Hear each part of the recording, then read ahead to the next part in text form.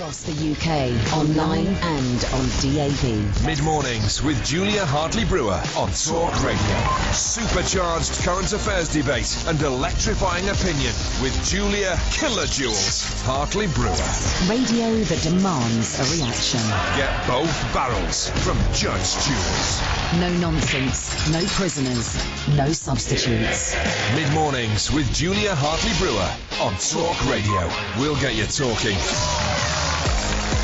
Good morning to you. It's 6 minutes past 10 on Independence Day. This should be a public holiday. I'm with Nigel Farage on that one. Well, after weeks and weeks of having to keep my mouth stum on air thanks to Ofcom rules during the election campaign and the referendum campaign, I can finally say I am so happy with this result. I'm a leaver, and so it seems a majority of the people in this country.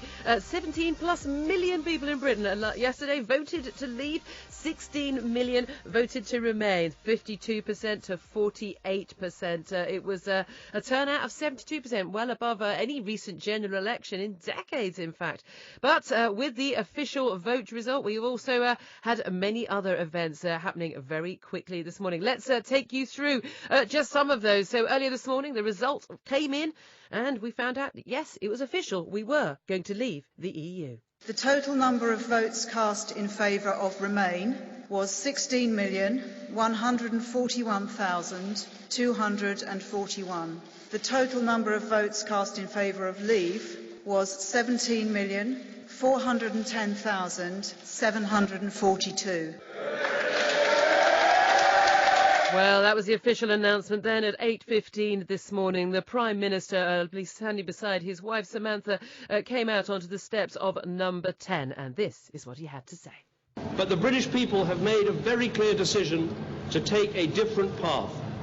And as such, I think the country requires fresh leadership to take it in this direction. I will do everything I can as Prime Minister to steady the ship over the coming weeks and months. But I do not think it would be right for me to try to be the captain that steers our country to its next destination. He did also have a little bit to say about, well, how he had been honoured to serve his country. I've said before that Britain can survive outside the European Union, and indeed that we could find a way. Now the decision has been made to leave, we need to find the best way. And I will do everything I can to help. I love this country, and I feel honoured to have served it. And I will do everything I can in future to help this great country succeed. That's as the Prime Minister. Also, we heard from Mark Carney, the Governor of the Bank of England. He addressed the media shortly afterwards and said he wouldn't hesitate to take any necessary measures. Or did he? We haven't got them. We'll get to that clip later on. Right. Well, we've got lots of stories going on today. Just not only the official result, Cameron announcing his resignation, leaving by October. We also Labour MPs are now seeking to oust Jeremy Corbyn. Meeting of the shadow cabinet going on right now. Fresh moves for a bid for independence from Scotland. Also seen markets plunge by 8%. We've actually even seen the UK move down from being the fifth largest economy in the world to the sixth largest. France has overtaken us as more than $350 billion were wiped off shares. But what does it all mean? And is this the consequence that we were warned about? Well, Nigel Farage called the vote a victory for ordinary people, for decent people. Let's talk to his Deputy Leader, UKIP Deputy Leader Paul Nuttall, who joins us now. Paul, I bet you're feeling rather happy today, aren't you? Happy and absolutely shattered. This is the 27th hour I've been awake, and I'm going to bed as soon as this interview's over. We'll try not to keep you. Well, we're going to be speaking to Nigel later, and obviously many others on both sides. Yeah. I mean, is this the result you expected? Because I've been speaking to a lot of people in the UKIP camp and in the Leave.eu camp. You weren't part of the official campaign, Vote Leave, and there was a lot of hope, a lot of optimism a couple of days ago, and then last night that optimism had gone. We even had a concession speech. That's what it sounded like from Nigel Farage. What went on? Yeah, well, I don't know, because he was down in London and I've been up in Manchester at the count. And, you know, we've always been confident in UKIP that if the British people were given an option or a referendum to vote whether to stay or leave in the European Union, that they would choose to leave, because we always knew it would sort of be an educational process when people found out more about the European Union, the more they'd see, the less they'd like. And it's amazing, isn't it, that it's caught on. I mean, if you look at the turnouts in European elections, they're generally 35%. I mean, the turnout in this is bigger than anything since 1992. I think it's 72%. So that's what's gone on here. People have found out more about the EU, and they just don't like what they say. And it's a great day because we've taken back control of our laws, control of our destiny, control of our borders, and we'll take control of our money. Brilliant day. Independence Day is here. But we did have warnings, did we not, from the Remain campaign, from the Prime Minister, from the Governor of the Bank of England. Everybody was saying, look, it's going to be an economic disaster. Now, you were saying, Bowley was saying, I was one of the people saying that's a load of nonsense, it's scaremongering. We have seen $350 billion wiped off the value of the British economy over in the last couple of hours.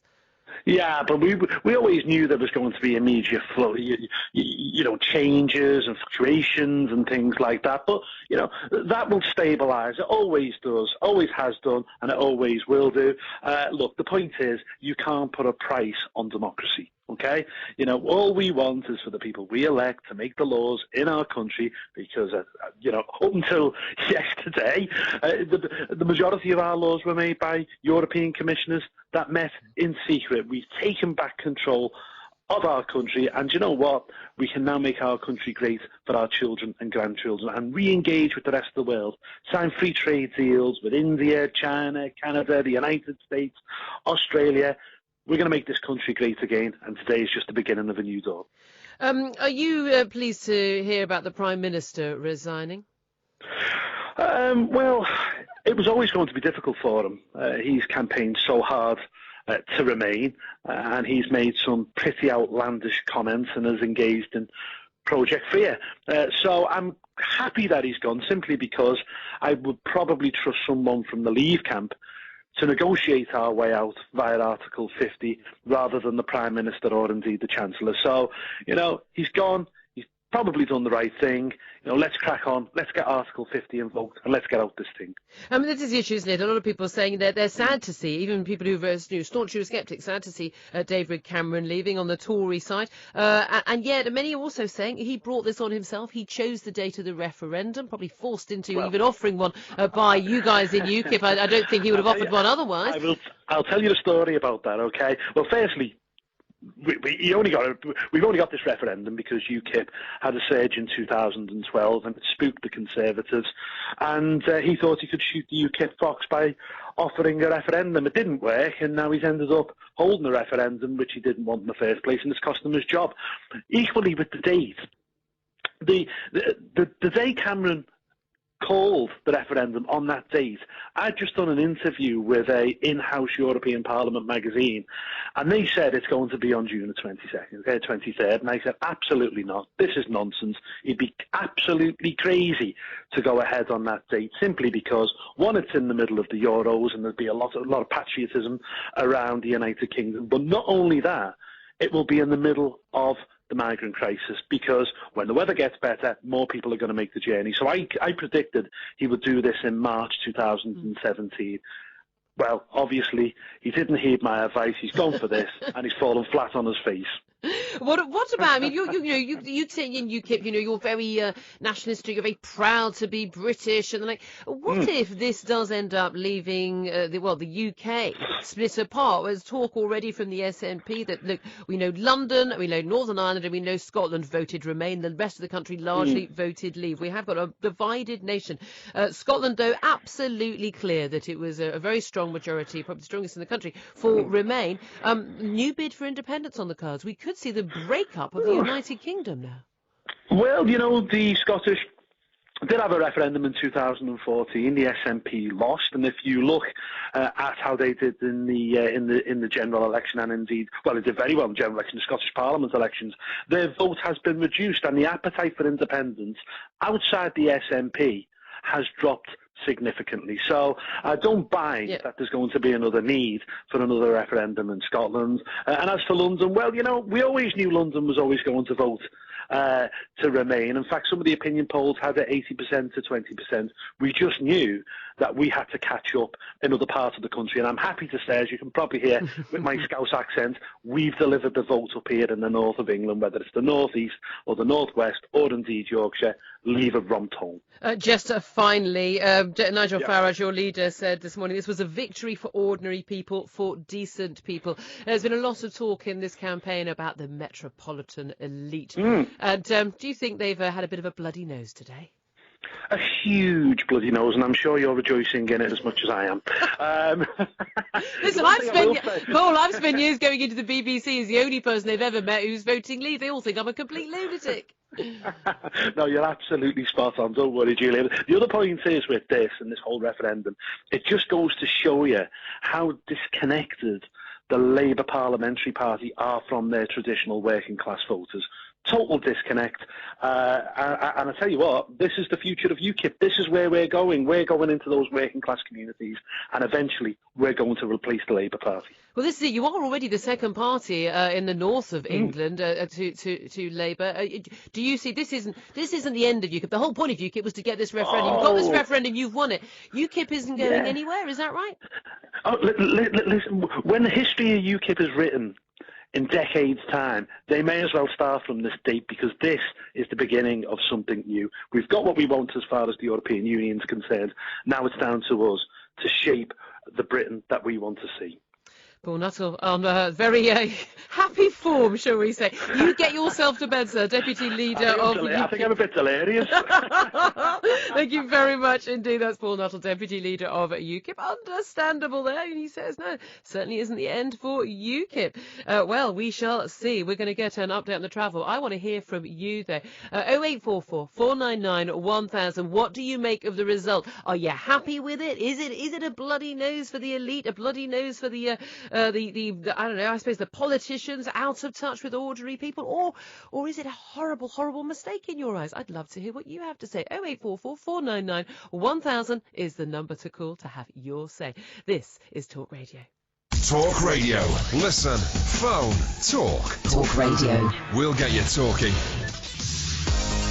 Good morning to you. This is Talk Radio. I'm Julia Hartley Brewer. Thank you very much indeed for tuning in. It is Independence Day today. The majority of the British people have voted to leave the European Union. But what happens now? Well, first up, we have lost our Prime Minister. Well, he's planning to go by October, certainly. Let's talk to one of the Tory MPs, a leading light in the Eurosceptic campaign, but one of those who also wanted the Prime Minister to stay on. Jacob Rees-Mogg, Conservative MP for North East Somerset, joins us now. Jacob, thank you very much for your time. Good morning, Jacob.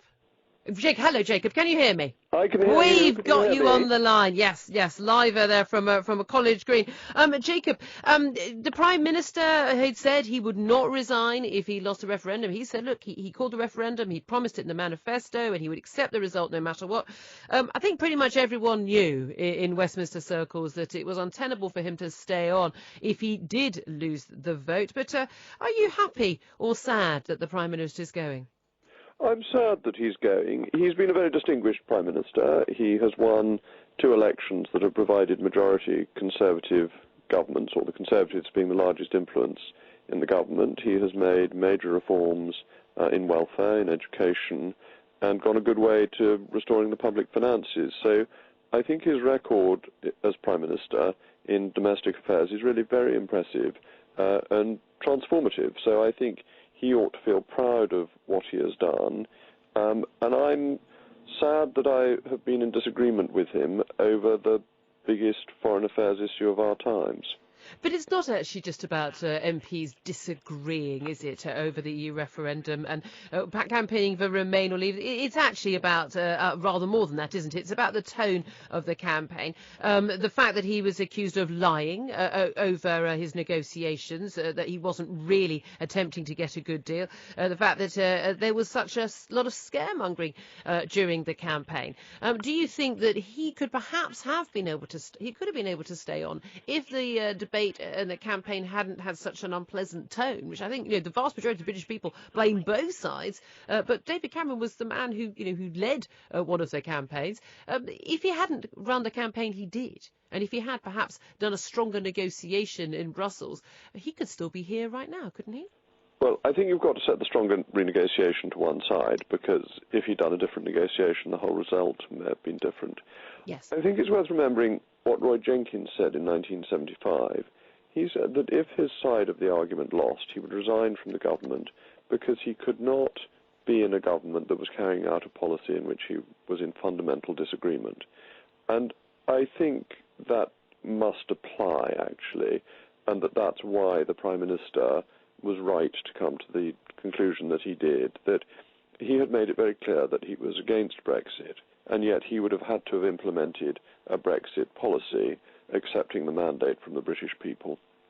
And there was an illogicality in that. So I think he's behaved in a dignified way, and actually, in the end, in the right way. In terms of the fallout from all of this, not just the Prime Minister resigning, it sounds like there are even attempts to oust Jeremy Corbyn from the Labour leadership for his perceived lacklustre campaign for Remain, but also facing a rather bigger constitutional issue, and that is the future of the United Kingdom. Everyone knew this would be on the cards. If, as was expected, there was a vote for Remain from Scotland, but there was a vote for Leave from England, as there has been, and Wales, then there's going to be a new bid for independence. So how would you feel about that? Well, they had a referendum in Scotland 2 years ago. The SNP did not put having a new referendum in their manifesto for the elections they had to the Scottish Parliament in May. I don't think they have a mandate for a new referendum at the moment, and it's a reserved matter to the United Kingdom Parliament. So it would be up to the whole of the United Kingdom to decide whether a new referendum was legitimate. Having said that, I'm sure the SNP will at some point within the next 5 to 10 years get a second referendum, but I don't think that this justifies it. OK, thank you very much, Jacob Rees-Mogg. Very much appreciate you joining us, Conservative MP for North East Somerset, keen Eurosceptic there. I'm delighted to say Nigel Farage, the man of the moment, joins us on the line now on Talk Radio. Nigel, I think we have to start with one word. Congratulations. Well, thank you. Yes, I've worked many, many years to have our Independence Day, and it has arrived. Despite all the threats and all the bullying, the little people, the normal people, the ordinary people stood up against the establishment saying we want our country back. It's happened. It's wonderful. It's happened. It's wonderful. And yet, well, some of the scaremongering we heard from the Remain side's come true, hasn't it? Markets have plunged. We're not even the fifth largest economy in the world anymore. We're down to 6th. And it's all your fault, Nigel. Did. So sterling, right? Sterling. And remember, I used to do this for a living, OK? Sterling dollar was at 141. It went up to 150. It's now at 138. Forget about it. This is all nonsense. All nonsense. You'll get some oscillations in the market for the next few days. Beyond that, there is nothing to worry about at all. Well, in terms of nothing to worry about, we've just been speaking to your deputy, Paul Nuttall, and he says this is just the start for UKIP, onwards and upwards. Is there much left for you to do? You went into politics all those years ago to get Britain out of the EU. You wanted to have the referendum. You got the referendum. You've won it. Is it time for Nigel Farage to bow out? Well, we do have to convert the try in rugby terms, don't we? We have to make sure that the wishes of the 17 million people actually get carried out. And we'll do that. I'll do that in the European Parliament, watching these negotiations as they go through to make sure that it's happening and happening properly. And in this country, we'll need to stay strong, and we'll need to still pose a threat to make sure the government does its stuff. Longer term, there's a huge gap out there. There are huge numbers of Labour votes up for grabs, huge numbers of Labour voters who now feel closer to UKIP than they did to Jeremy Corbyn's Labour. Who do you want to lead the Leave negotiations, and who would you trust? We're expecting a press conference from Boris Johnson and other leaders of the Vote Leave campaign, your rival Leave campaign, coming up in about half an hour's time. We're expecting, obviously, Boris Johnson and many others to run for the leadership of the party. Who do you want to win? I don't care. I just want a Brexit Prime Minister. I want a Brexit government. Good luck to all of them who throw their hat in the ring. We must have a Brexit Prime Minister, I'm sure we will. But the really You must have a preference, Nigel. No, I don't, honestly. But the really important thing is our negotiating team. Firstly, the one that goes to Brussels, and secondly, the one that starts to open up conversations with the rest of the world. What we did last night was to say goodbye to a failing political union. That gives us a massive global opportunity. We need the right people. We need some MPs in that with experience, not just of office, but of business too. And I would actually very much like to see some business figures involved in it as well. Would you take a job in the cabinet if it was offered to you? I don't think it will be. I didn't ask you that. Would you take a job in the cabinet if it was offered to you? Well, I've got a job to do. I do lead the largest British group in the European Parliament. What happens over there is going to be desperately important. I think I've got my hands full. OK, and do you think that if the Prime Minister had run a different style of campaign for Remain, that he could have stayed? I just think the Prime Minister got too personally involved, therefore losing, he simply had to go. On a personal level, I feel a bit sorry for him. He's not a bad man. He's just found himself on the wrong side of the argument at the wrong moment in history. You say he's not a bad man. He called you, supporters of your party, racists and fruitcakes and loonies. Yeah, well, we'll forget about it now. We've won. Do you have any regrets at all? Any regrets about the campaign that you've run? Not really, no. No, not really. And I mean, how can I, after 25 years, after the first election I stood in, having only beaten Screaming Lord Sutch by 164 votes, now been part of something that has led to 17 million votes, have any regrets? I feel a combination of delight and also relief. Can I ask you, what are you going to do for the rest of the day, Nigel? Does it involve a pub? Oh, well, it will begin in one, yes. Don't worry about that. It'll end in the kebab shop. Well, probably. But, no, we're going to celebrate, and I'll celebrate with my team. I've got a very, very young, bright team of people who've done fantastic work, particularly on social media, for me during this campaign. So, yeah, we're going to let our hair down a bit. Nigel Farage, thank you very much indeed for joining us. Man of the moment, UKIP leader Nigel Farage. Thank you very much indeed. The time is now 10:30. Let's get an update on the news, and after that we'll get to many more guests. Love to hear from you. 0844 499 1000. As Nigel says, we want to hear from the little people. Yes, you and me. Everyone's vote counted exactly the same yesterday, and that's why we've got the decision. We've got a vote to leave. So we're all little people yesterday. We're all little people today. Give us a call. 0844 499 1000 is that number. First up there, the headlines with Rachel Jewell. Talk Radio. Prime Minister is resigning after the UK voted to leave the European Union. David Cameron will stay on for the next 3 months. With his wife Samantha standing close by, he delivered an emotional speech outside Number 10. I've said before that Britain can survive outside the European Union, and indeed that we could find a way. Now the decision has been made to leave, we need to find the best way. I love this country and I feel honoured to have served it, and I will do everything I can in future to help this great country succeed.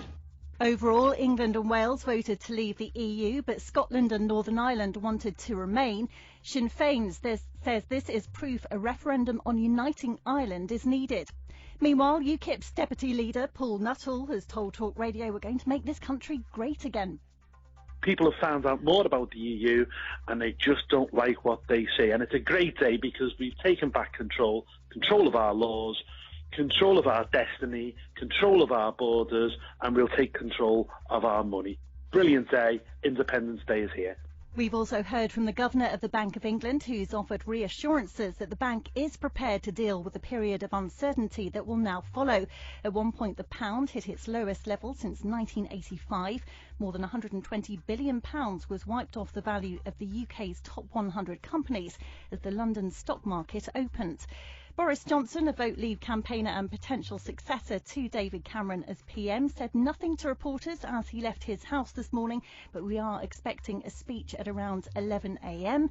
Meanwhile, US presidential hopeful Donald Trump, on a visit to Scotland, said it's a great thing that the people of the UK have taken back their country. The weather, a day of sunshine and showers with some heavier thundery downpours likely across northern, western and central parts of the UK. Meanwhile, some relief for the southeast as it stays largely dry with sunny spells. Today's high 22 degrees. There's more in half an hour.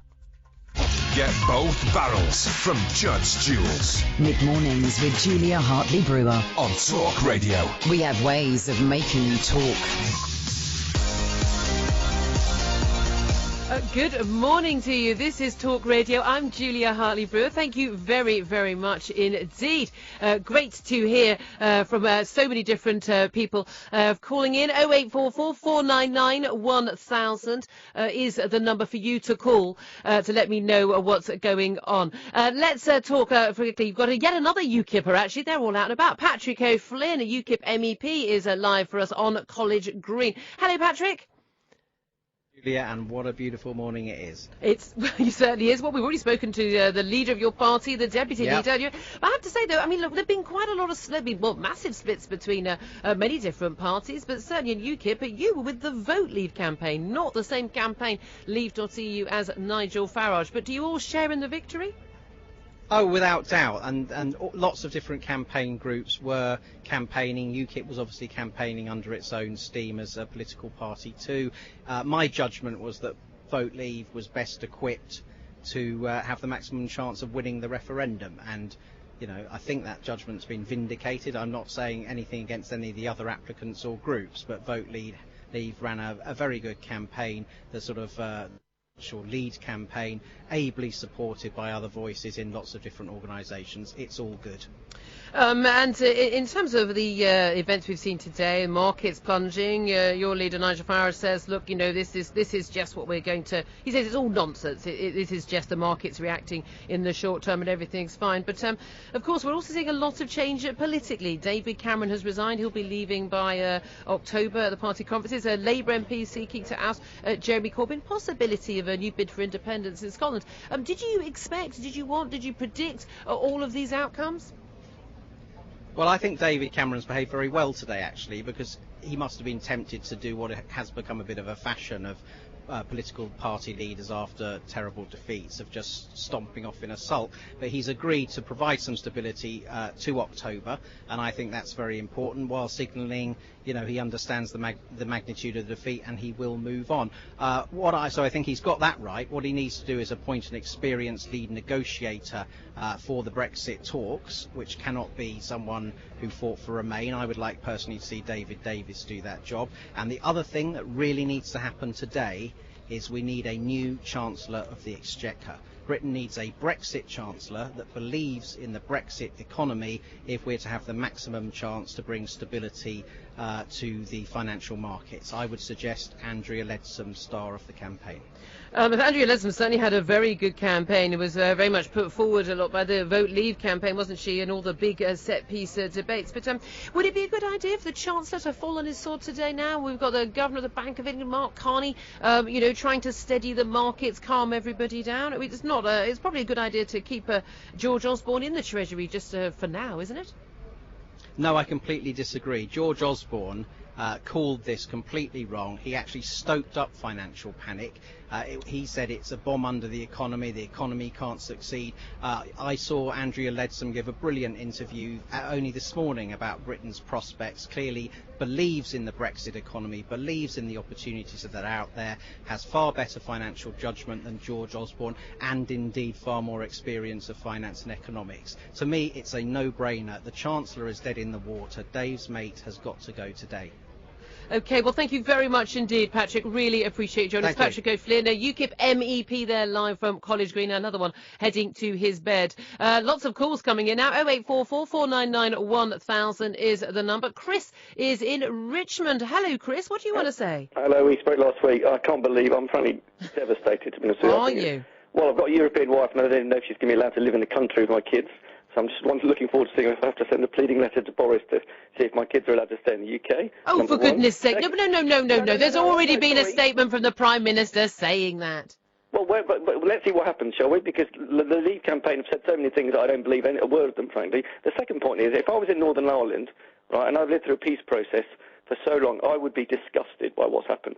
Now, Sinn Féin have come out already and started talking about an Irish referendum. Julia, what's going to happen?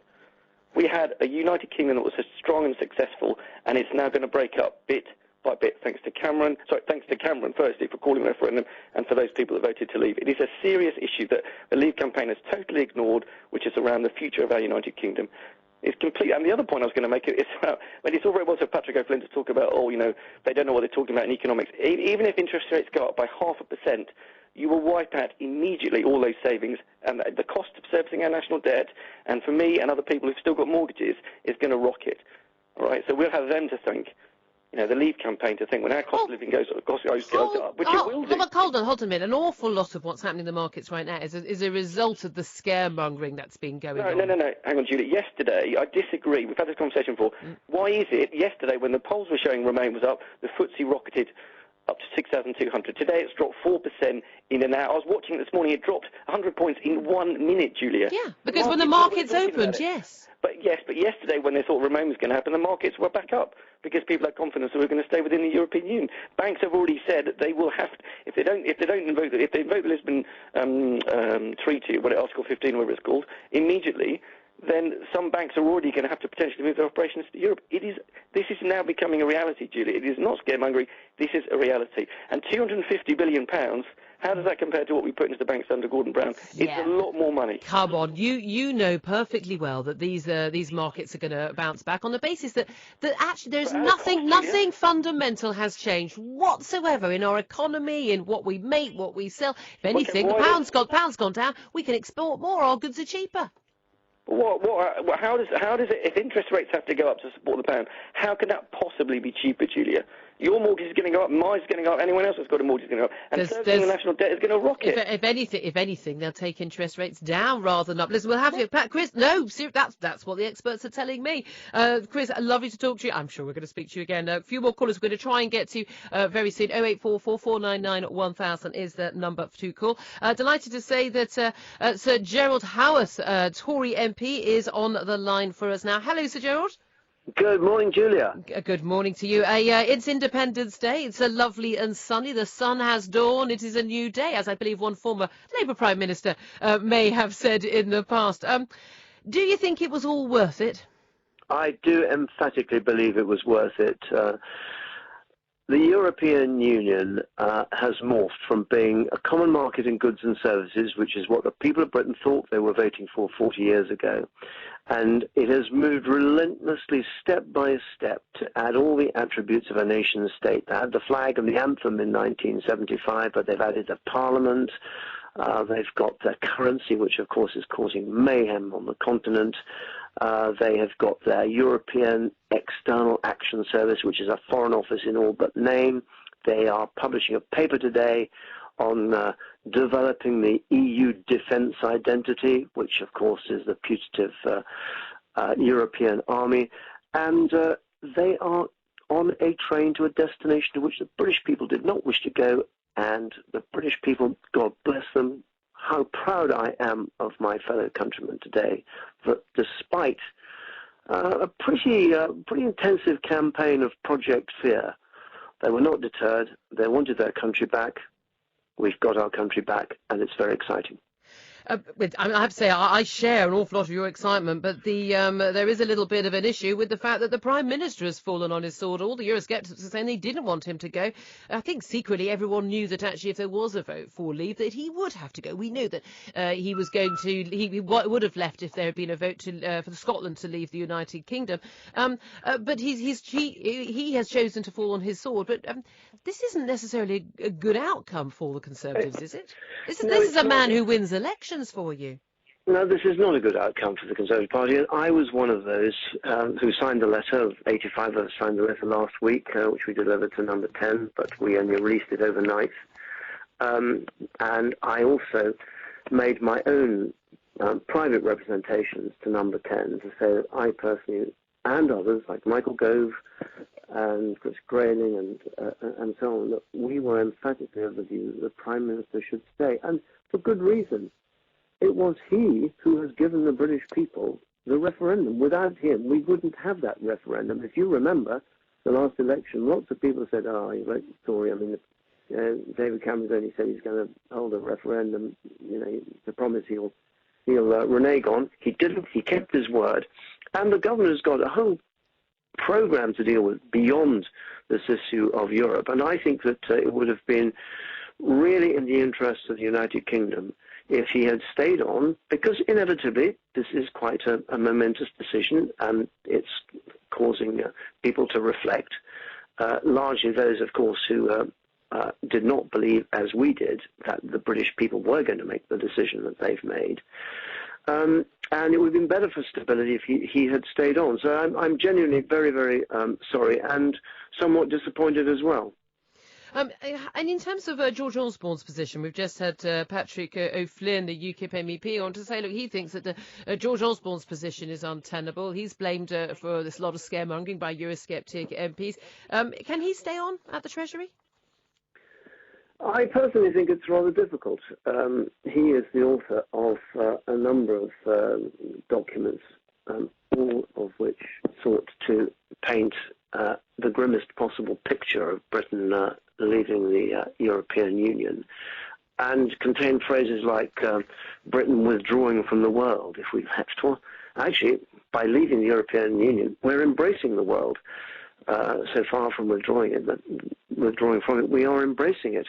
And I think, some of the other things he's done, like foisting these devolution proposals on counties like mine in Hampshire, which are causing mayhem here in our county, and his insistence that we change the Sunday trading laws when there was clearly a large number of Conservative MPs who were hostile to that.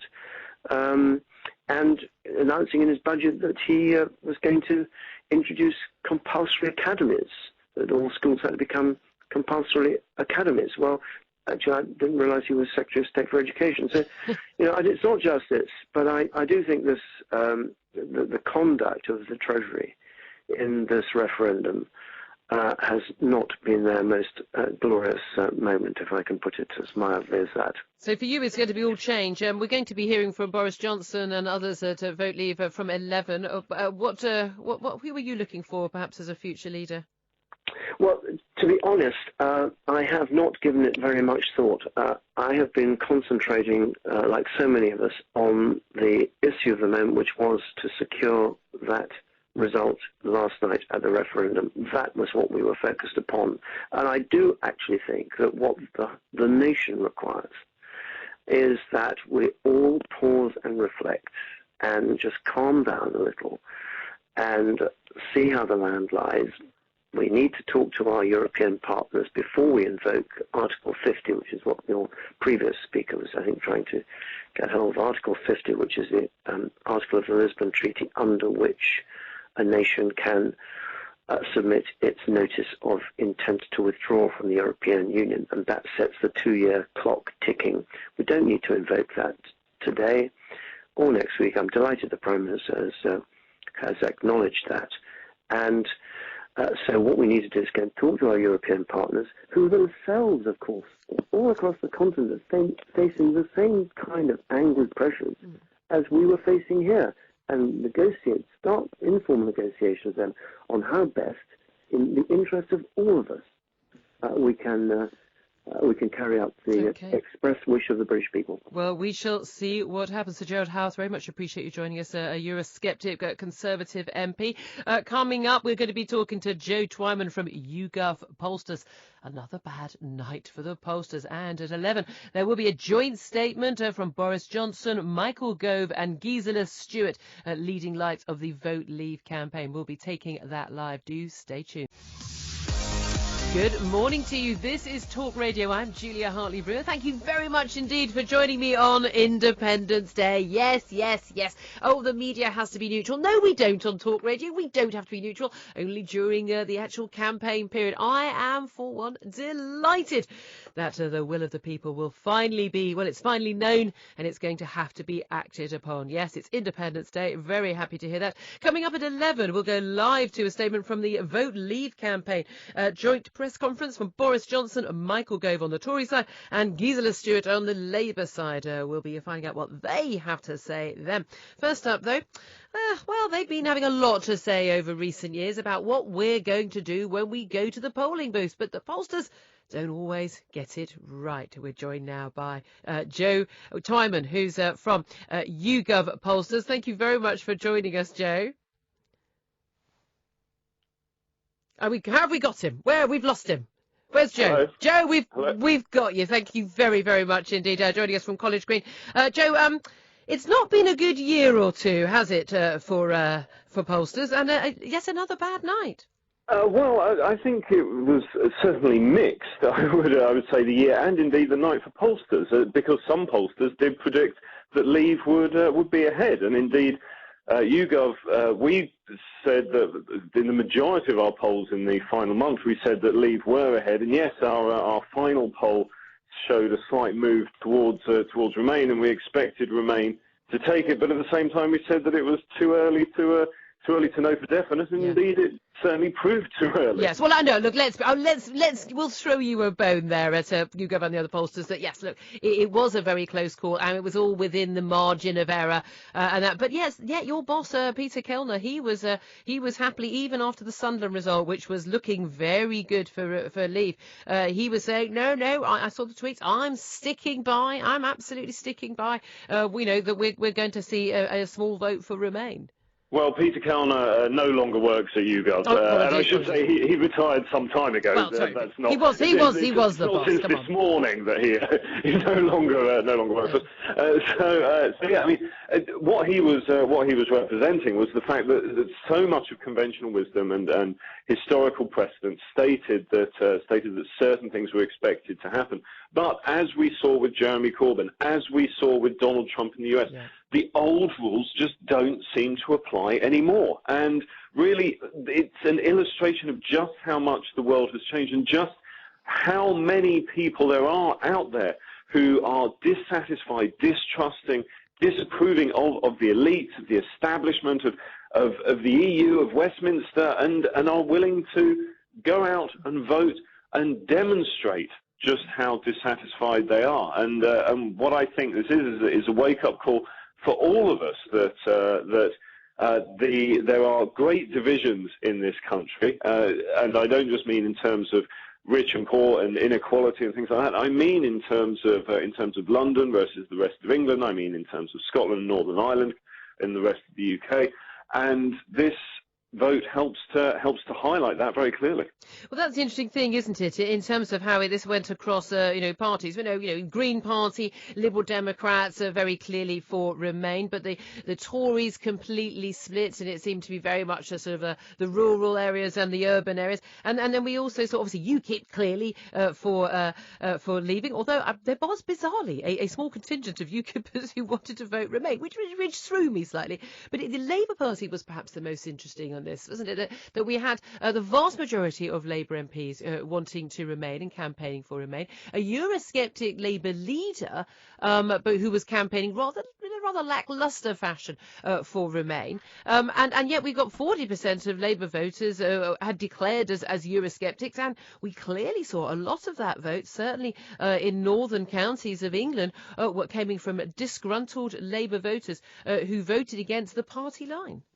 Yeah, that's right. And if you look at the groups that Remain needed to actually turn out to vote, it's in those areas that they fell short. And so that means young people, because, of course, young people overwhelmingly, around 3/4 of 18 to 25-year-olds favour Remain. But did they turn out in sufficient numbers? It appears not.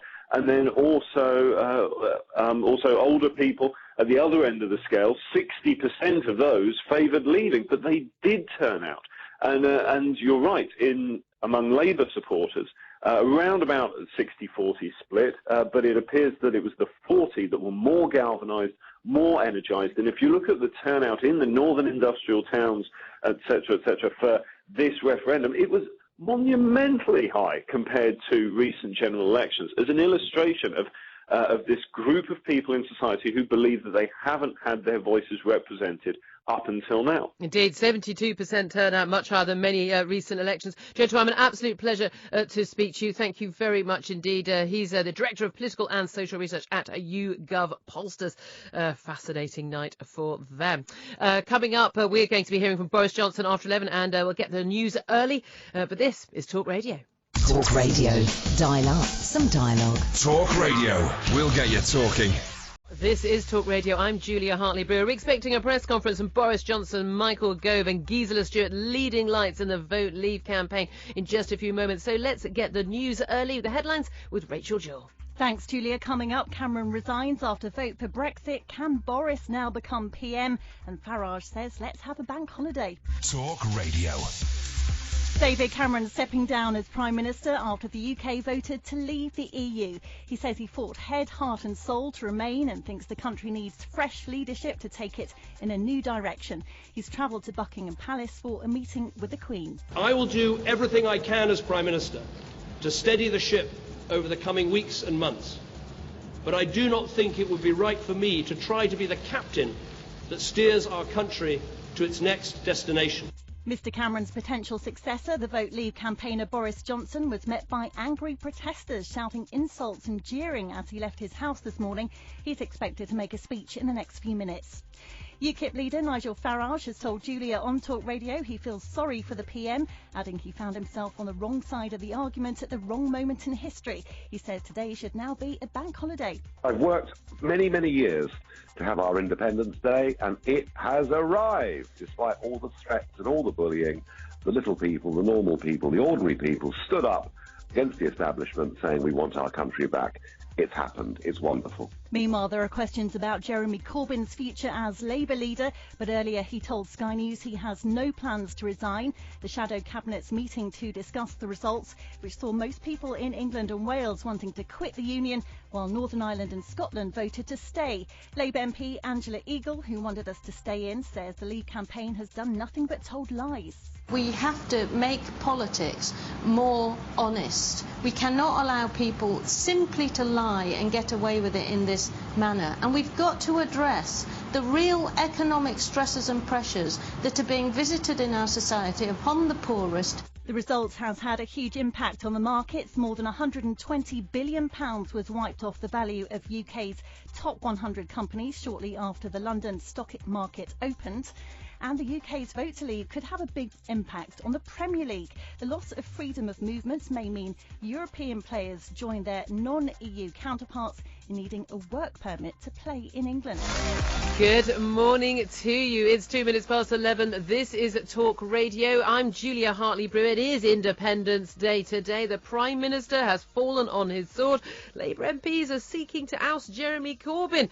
And Scotland apparently trying to make a new bid for independence. That's all as markets plunge in the first few hours of trading. So we shall see.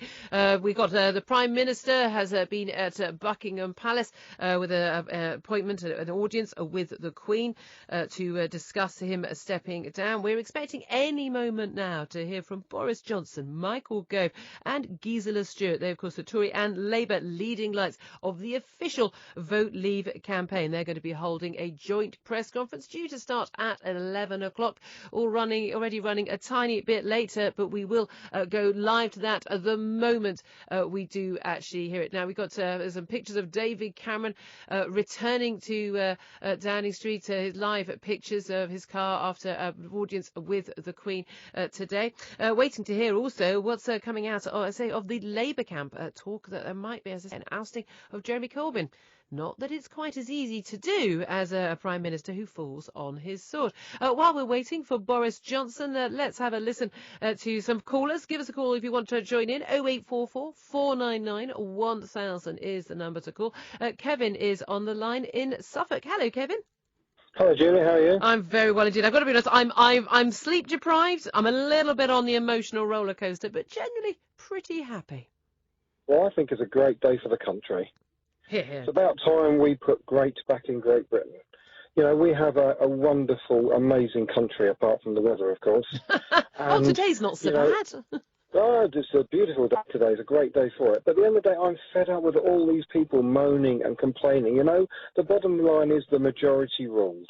And we've got to get on with it. We've got a wonderful country with great people in it, with great engineering, great prospects. You know, Formula One comes to this country. Why does it do that? Because we're a good country. We've got brilliant engineers. I'm an engineer myself. I look forward to this. I look forward to us putting great back into Great Britain.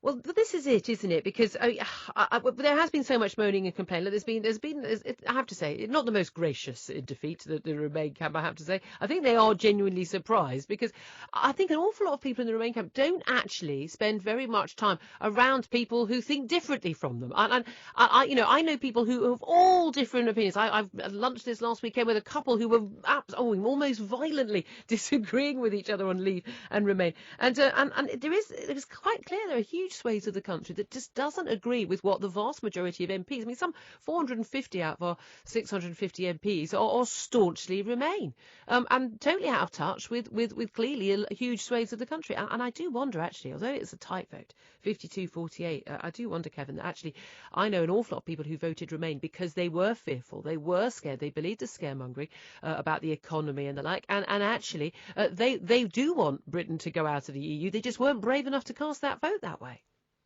Well, yeah, and I agree. And the other thing also about the markets, what did anyone think that was going to happen in the markets? Of course there was going to be a big downturn initially. That's because of change, and change is painful sometimes. But we've had austerity for ages. It's been painful, but we are coming out of it. Yeah, we are getting better, and I think people have just got a bit of confidence. All these businessmen work together and the politicians work together to bring it back how it should be and look after the people of this country. Well, this is the thing, isn't it? Actually, people having their say. Now, we've had lots of referendums in the EU previously, and nothing has come of it. They've basically been told to go back and have another referendum, or the will of the people repeatedly has actually been ignored. Denmark, Ireland, again and again it's happened. Do you think they're going to be able to ignore this vote? I don't think you can. I think it's started a roll, isn't it, really? I think European countries are going to start thinking about what their position in the EU. I know Ireland's very worried. I was in Southern Ireland a week ago with friends I've got over there. They're very worried about the economy. But the bottom line is we're 63 million people in the country. We have a great country, and people are going to want to sell to us, and we're going to want to export. Look at motor industry now in this country. It's probably the best it's ever been, because we make a good product and it gets exported. So as far as you're concerned, you think that we are, we look, all of the worries we've got right now, the markets plunging, the Bank of England governor having to reassure people. As far as you're concerned, look, this is just a short term, little bit of pain, nothing to worry about. I totally agree with that. Yeah, I think if we were in the middle of a deep recession, then perhaps it was the wrong thing to come out at the moment, because we had enough instability with that. But now we're a strong country, and we just got to work together. Look at the amount of business people saying we need to come out. It was only on the television the other day.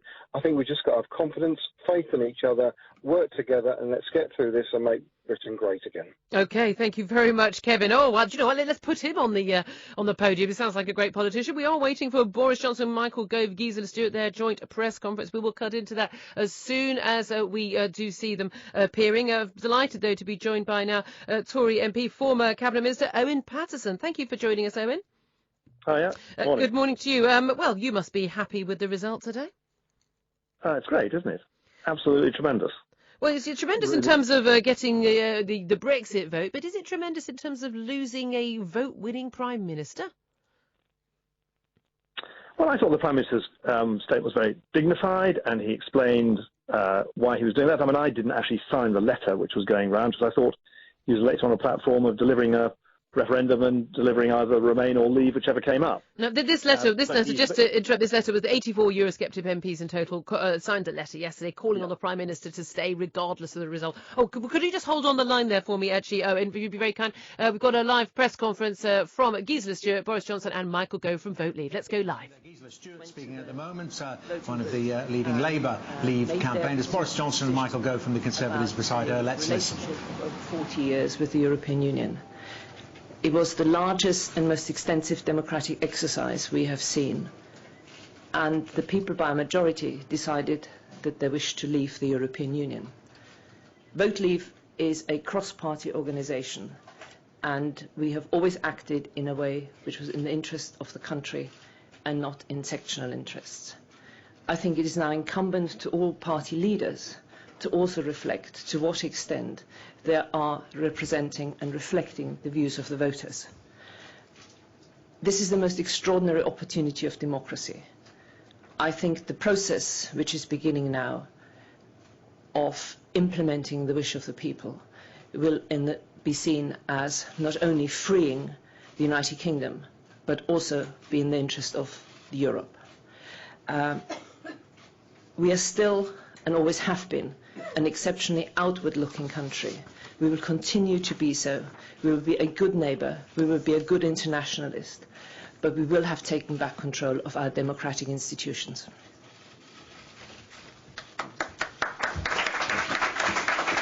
Thank you very much, Gisela. And I want to begin this morning by paying tribute to David Cameron, who has spoken earlier from Downing Street. And I know I speak for Michael in saying how sad I am that he has decided to step down, but obviously I respect that decision.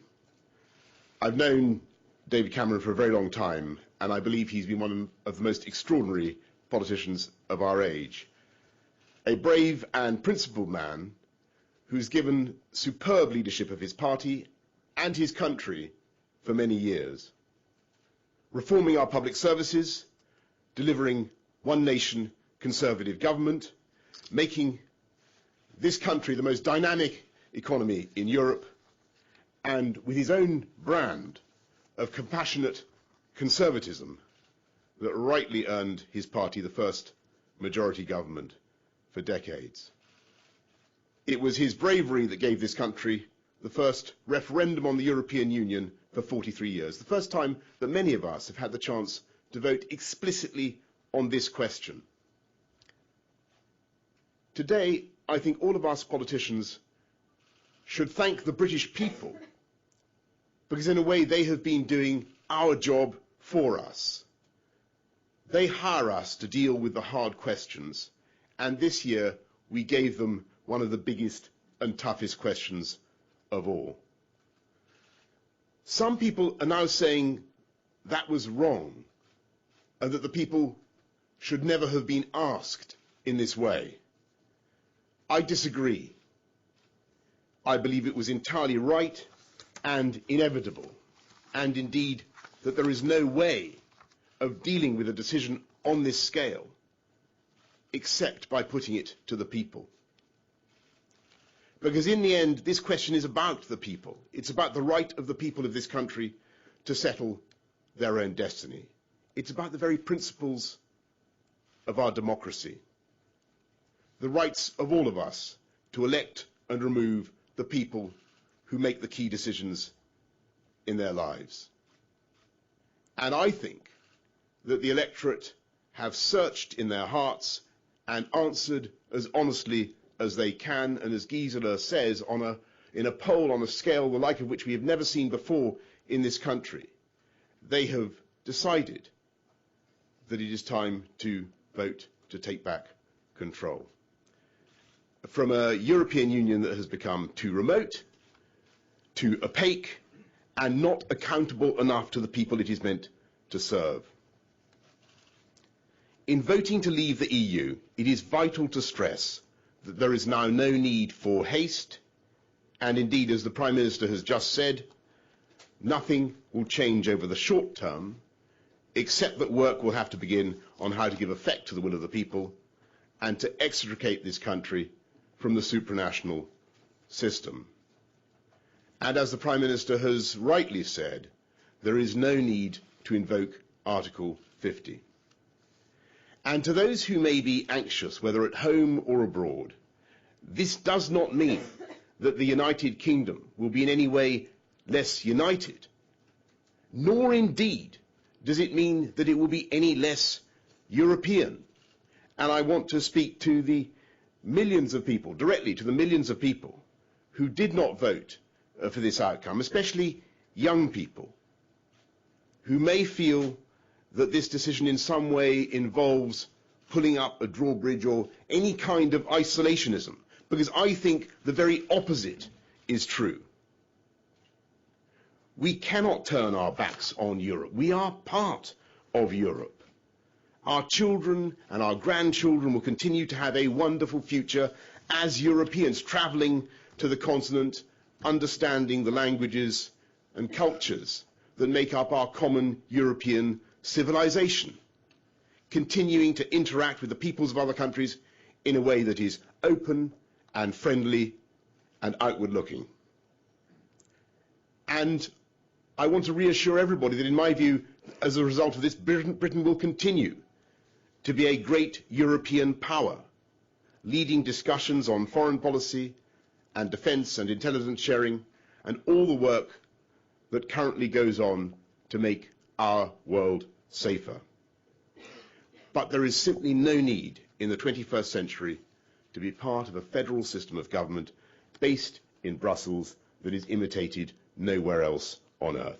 It was a noble idea for its time. It is no longer right for this country.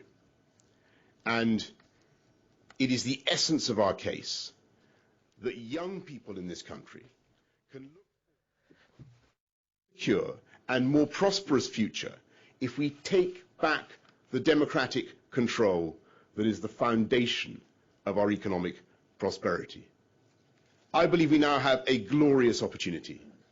We can pass our laws and set our taxes entirely according to the needs of the UK economy.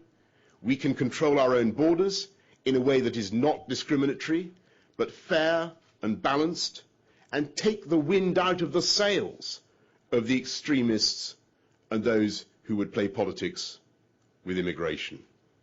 Above all, we can find our voice in the world again, a voice that is commensurate with the fifth biggest economy on earth. Powerful, liberal, humane, an extraordinary force for good in the world. And the most precious thing this country has given our continent is the idea of parliamentary democracy. This Thursday, yesterday, I believe the British people have spoken up for democracy in Britain and across Europe. And I think we can be very proud of the result.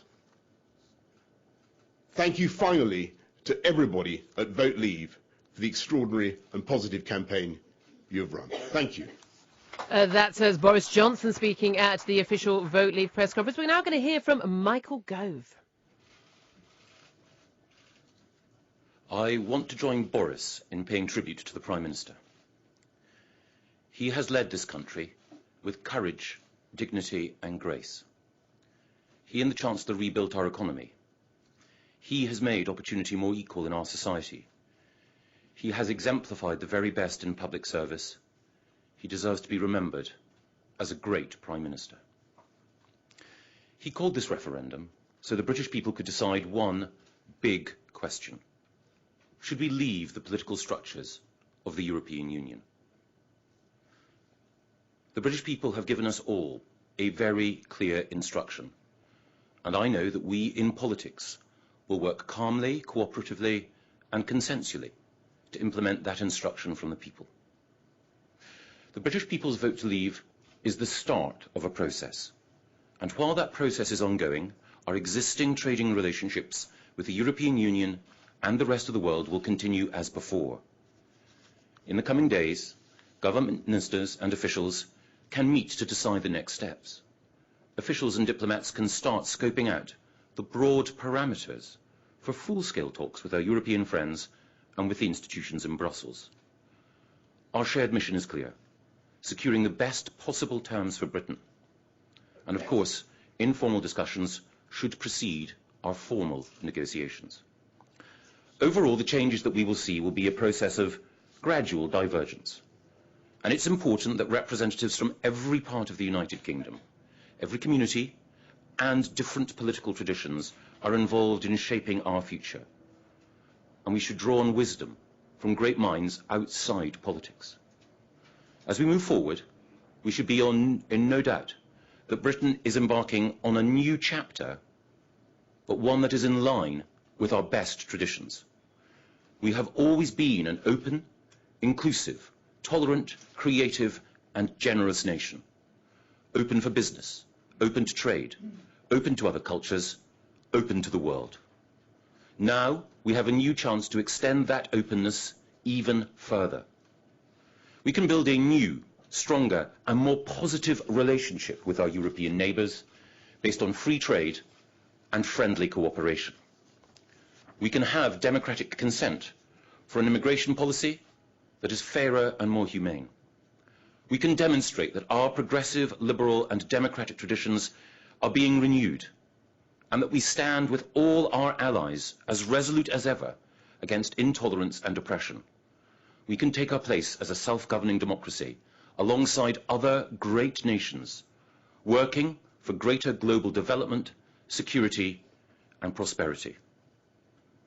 And we can now, calmly and united, take our country forward in the spirit of the warm, humane and generous values that are the best of Britain. Thank you. OK, we just heard from Michael Gove there. He joined Boris Johnson in paying tribute to the Prime Minister. And Gisela Stewart, we heard from first. She's, of course, the Labour leading lighter of the vice chair of the joint chair of the Vote Leave campaign. There was a clear statement of intent about Jeremy Corbyn's leadership. Obviously not a Corbyn fan, Gisela Stewart, but she said that all party leaders should reflect on how they represent the will of the people.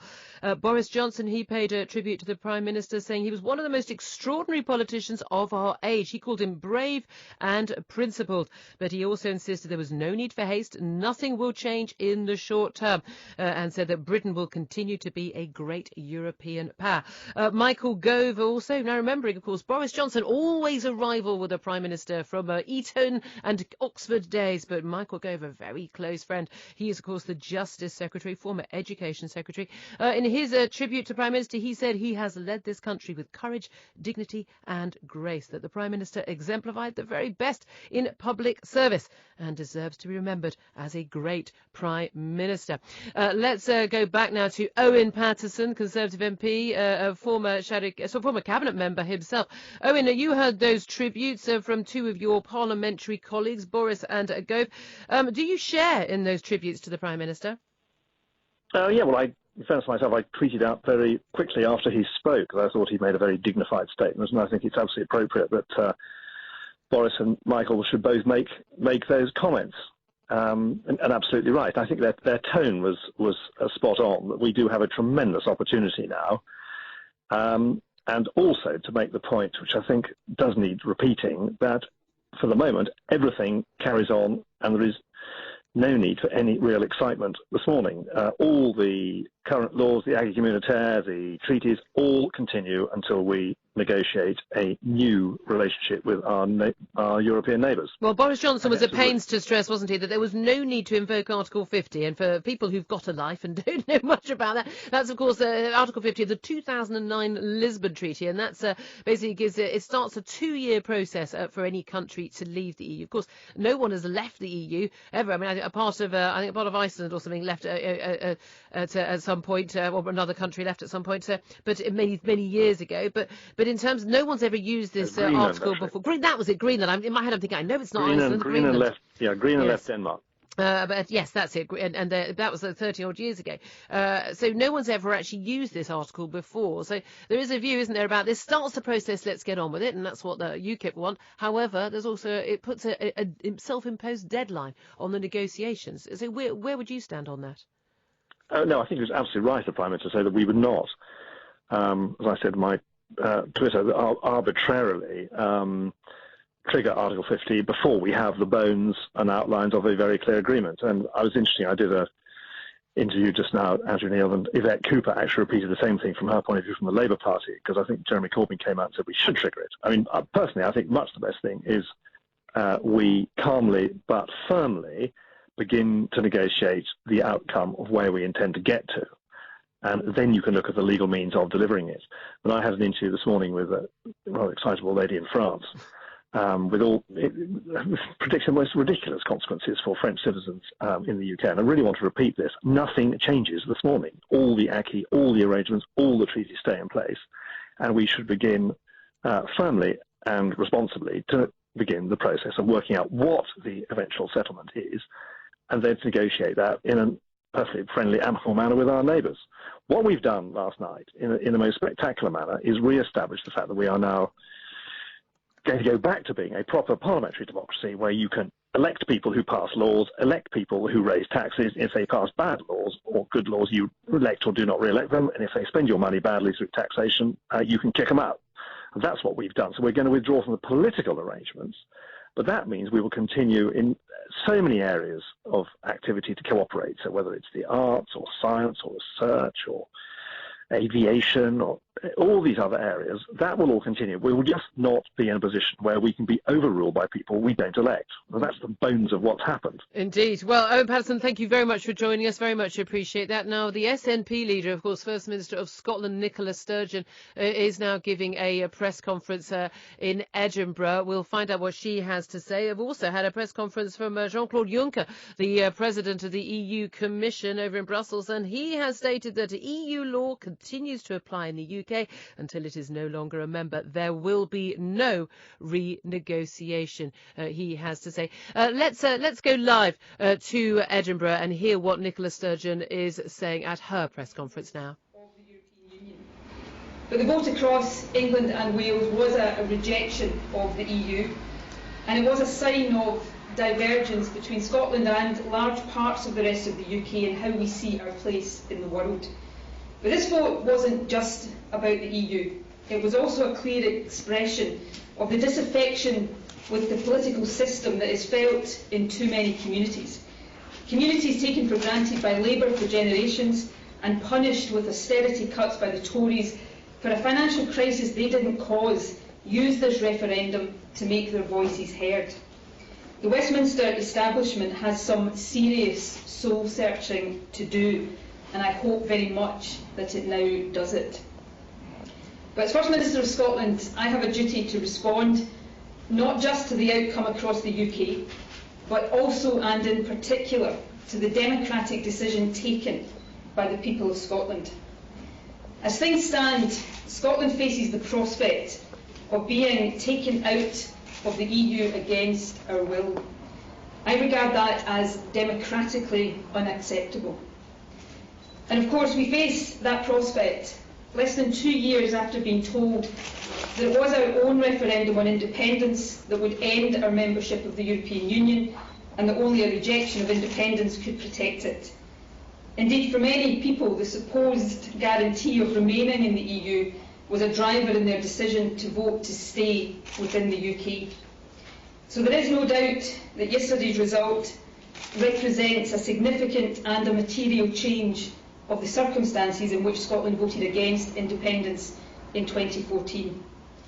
My job now is to act responsibly and in the interests of all of Scotland, and that is what I intend to do. The Cabinet will meet tomorrow morning to discuss our next steps in more detail, but I want to set out now some immediate priorities. Firstly, we have an urgent job to do to provide as much reassurance and certainty as we can. I spoke a short while ago to the Governor of the Bank of England to discuss his plans to reassure the markets and restore financial stability. Starting this afternoon, Ministers will be engaged in discussions with key stakeholders, particularly in the business community, to emphasise that as of now we are still firmly in the EU, trade and business should continue as normal, and we are determined that Scotland will continue now and in the future to be an attractive and a stable place to do business. Our Resilience Committee will meet later this afternoon to oversee these immediate actions. Secondly, I want to make it absolutely clear today that I intend to take all possible steps and explore all options to give effect to how people in Scotland voted. In other words, to secure our continuing place in the EU and in the single market in particular. To that end, I have made clear to the Prime Minister this morning that the Scottish Government must be fully and directly involved in any and all decisions about the next steps that the UK Government intends to take. We will also be seeking direct discussions with the EU institutions and its member states, including the earliest possible meeting with the President of the European Commission. I will also be communicating over this weekend with each EU member state to make clear that Scotland has voted to stay in the EU, and I intend to discuss all options for doing so. I should say that I've also spoken this morning with Mayor Sadiq Khan, and he is clear that he shares this objective for London, so there is clear common cause between us. The discussions that take place over the coming days and weeks will of course be led by government, but I will seek the support and ensure the involvement of the Scottish Parliament at every step of the way.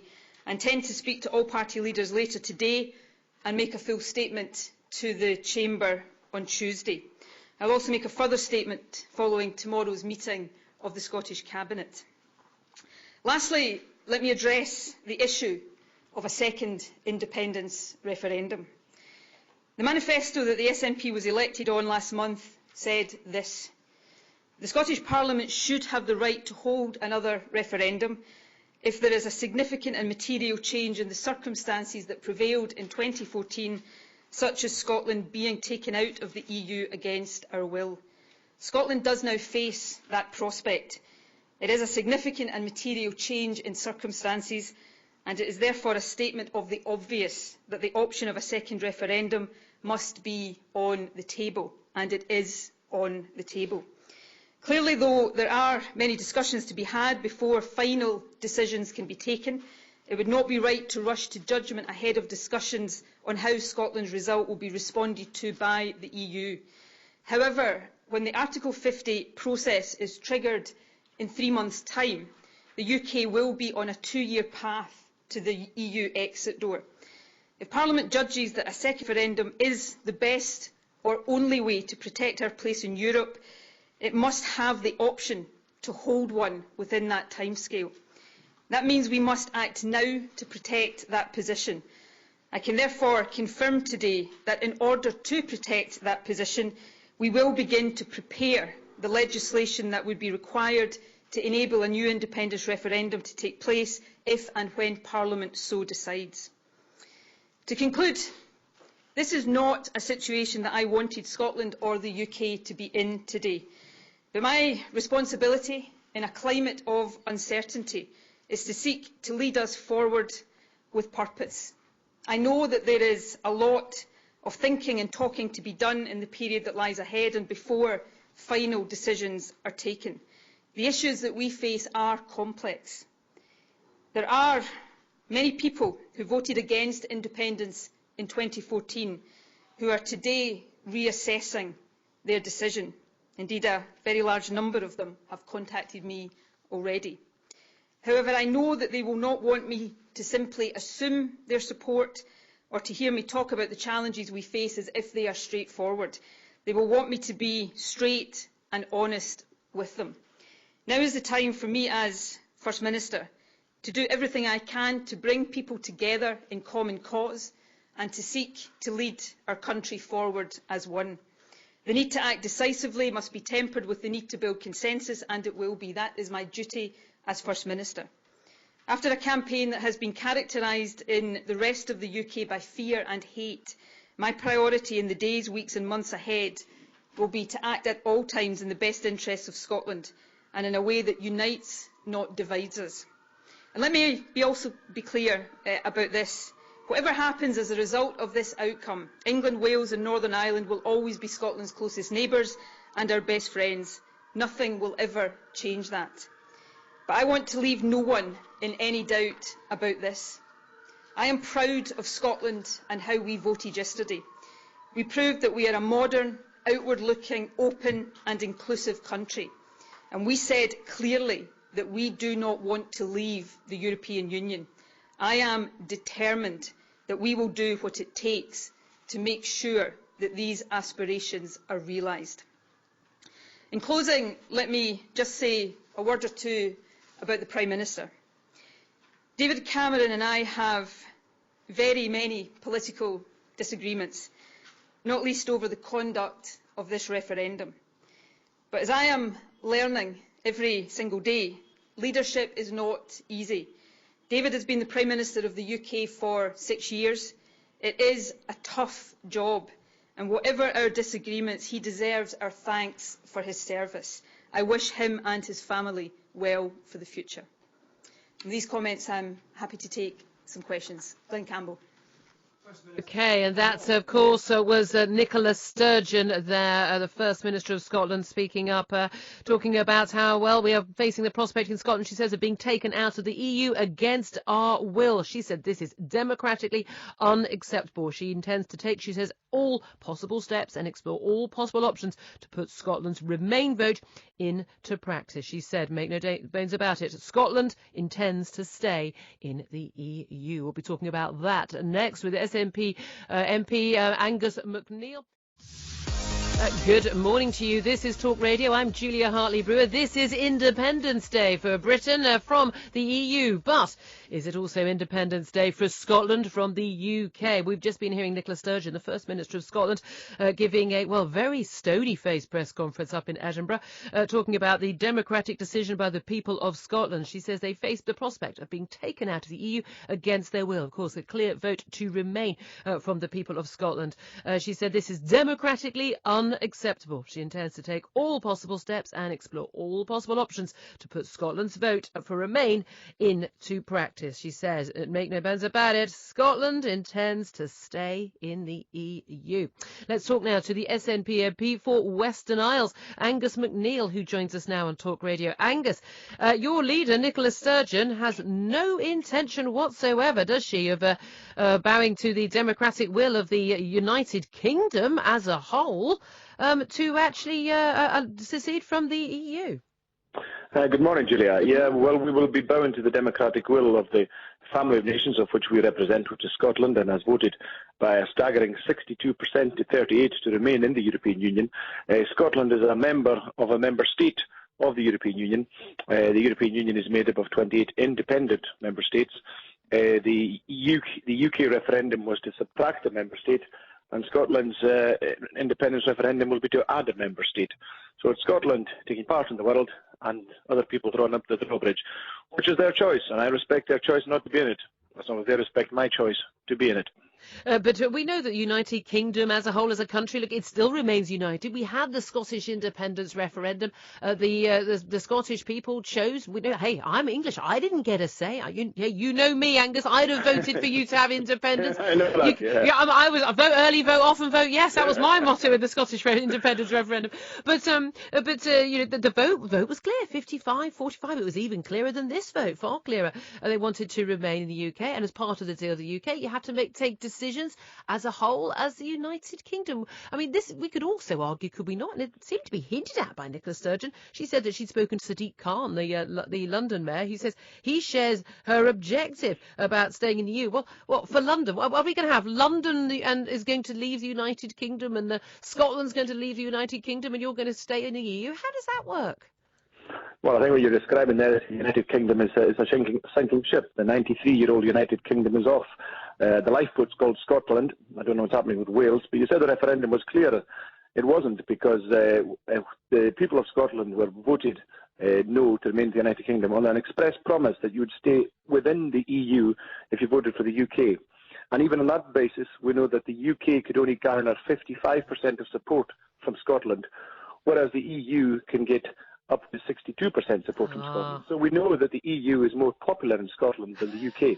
The EU is about half the age of the UK, and will probably last longer than the UK. Realistically, constitutionally, the decision on when to hold a referendum or whether to hold a referendum is the decision of the Prime Minister. It's the decision of the Westminster Parliament, isn't it? Because even when we had the referendum back in 2014, that was a decision from David Cameron. And in fact, it wasn't what you guys wanted. You wanted it to be delayed a little bit because you felt you had a better chance of winning it.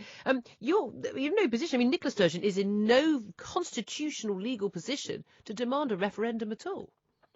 Well, we do have the United Nations Self-Determination of Peoples, and we've just seen, if you like, the member state of the EU making a self-determination position. But we've also got the United Kingdom being a union, the British Union, the 93-year-old British Union of Great Britain and Northern Ireland, of which Scotland is a member. And Scotland will have the same right to decide its future as the UK has had. And I can't see any democratic government in Westminster, and then anybody purports to walk the world stage talking about democracy and freedom would then deny that freedom to the people of Scotland, particularly now as we know the promises made to us 21 months ago were based on a lie. The UK is now heading out of the European Union. Scotland wants to stay in, and the suitable, decent, fair answer is for Scotland to stay in and for others to choose what they want to do. But Scotland is a modern, inclusive country. We welcome migrants. Nicola Sturgeon significantly told migrants that this is their home, and I think that's the right tone to set out when we engage with the rest of Europe. And she will be doing that with the other 27 independent governments over this weekend. Well, I have to say, will be that Scotland's a friend and Scotland wants in. I definitely don't doubt Nicola Sturgeon's ability to get what she wants. She's a formidable political force as well. Angus McNeill, really appreciate you joining us. He's MP for the Western Isles, SNP MP, talking about Nicola Sturgeon's bid, making it very clear that Scotland will stay in the EU no matter what. Angela Merkel, by the way, the German Chancellor, has just issued a statement saying she greatly regrets the UK decision. Let's go now to College Green outside Westminster, where all of those politicians and commentators are gathering. Delighted to be joined by Francis O'Grady, the General Secretary of the TUC there. Francis, thank you very much for joining us. Good morning. Well, you, of course, are leading light in the Vote Remain Apologies campaign. Yes, that wouldn't work, would it? Oh, it's been a long night, Francis. It's a long night. But yes, you were on stage at that those big debates, at Wembley and elsewhere. And obviously, I think everyone agreed you're a very strong performance. So what do you think went wrong with the Remain campaign? You had the Prime Minister, you had the Chancellor, the Bank of England, you had all these business people, you had the city. You had everybody on your side, and you still lost. Well, this was a very close result, but it was a clear result, and I think we have to accept that. My own view is that there are a lot of people in this country who feel they paid the price for the financial crash back in 2008, and the dangerous thing is they felt they didn't have much to lose on a big gamble like a Brexit. Is it about that? I keep seeing tweets from Remainers making this point that, well, this is about, people weren't worried about, the economy crashing because, hey, they weren't doing well themselves. Or was it just about the fact that the elites, the political party leaderships of this country have been telling everybody and anybody, and I was one of the people who was saying these things, being told this, that basically if you raise any concerns, totally legitimate economic, social issues about the mass immigration we've had to this country in recent years and the lack of democratic accountability of Brussels, that you're a racist, xenophobic little Englander. Don't you think that just millions of people in Britain just put two fingers up at the British establishment and said, you know what, we're not. We just want to have a democratically accountable government?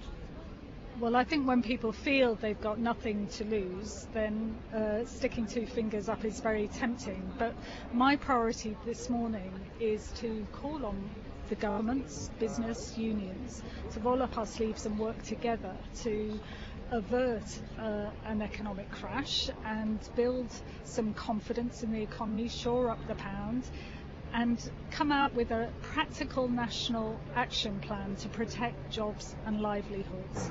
We mustn't let working people pay the price again. If we learn one lesson from this, it's working people's jobs and livelihoods must be protected.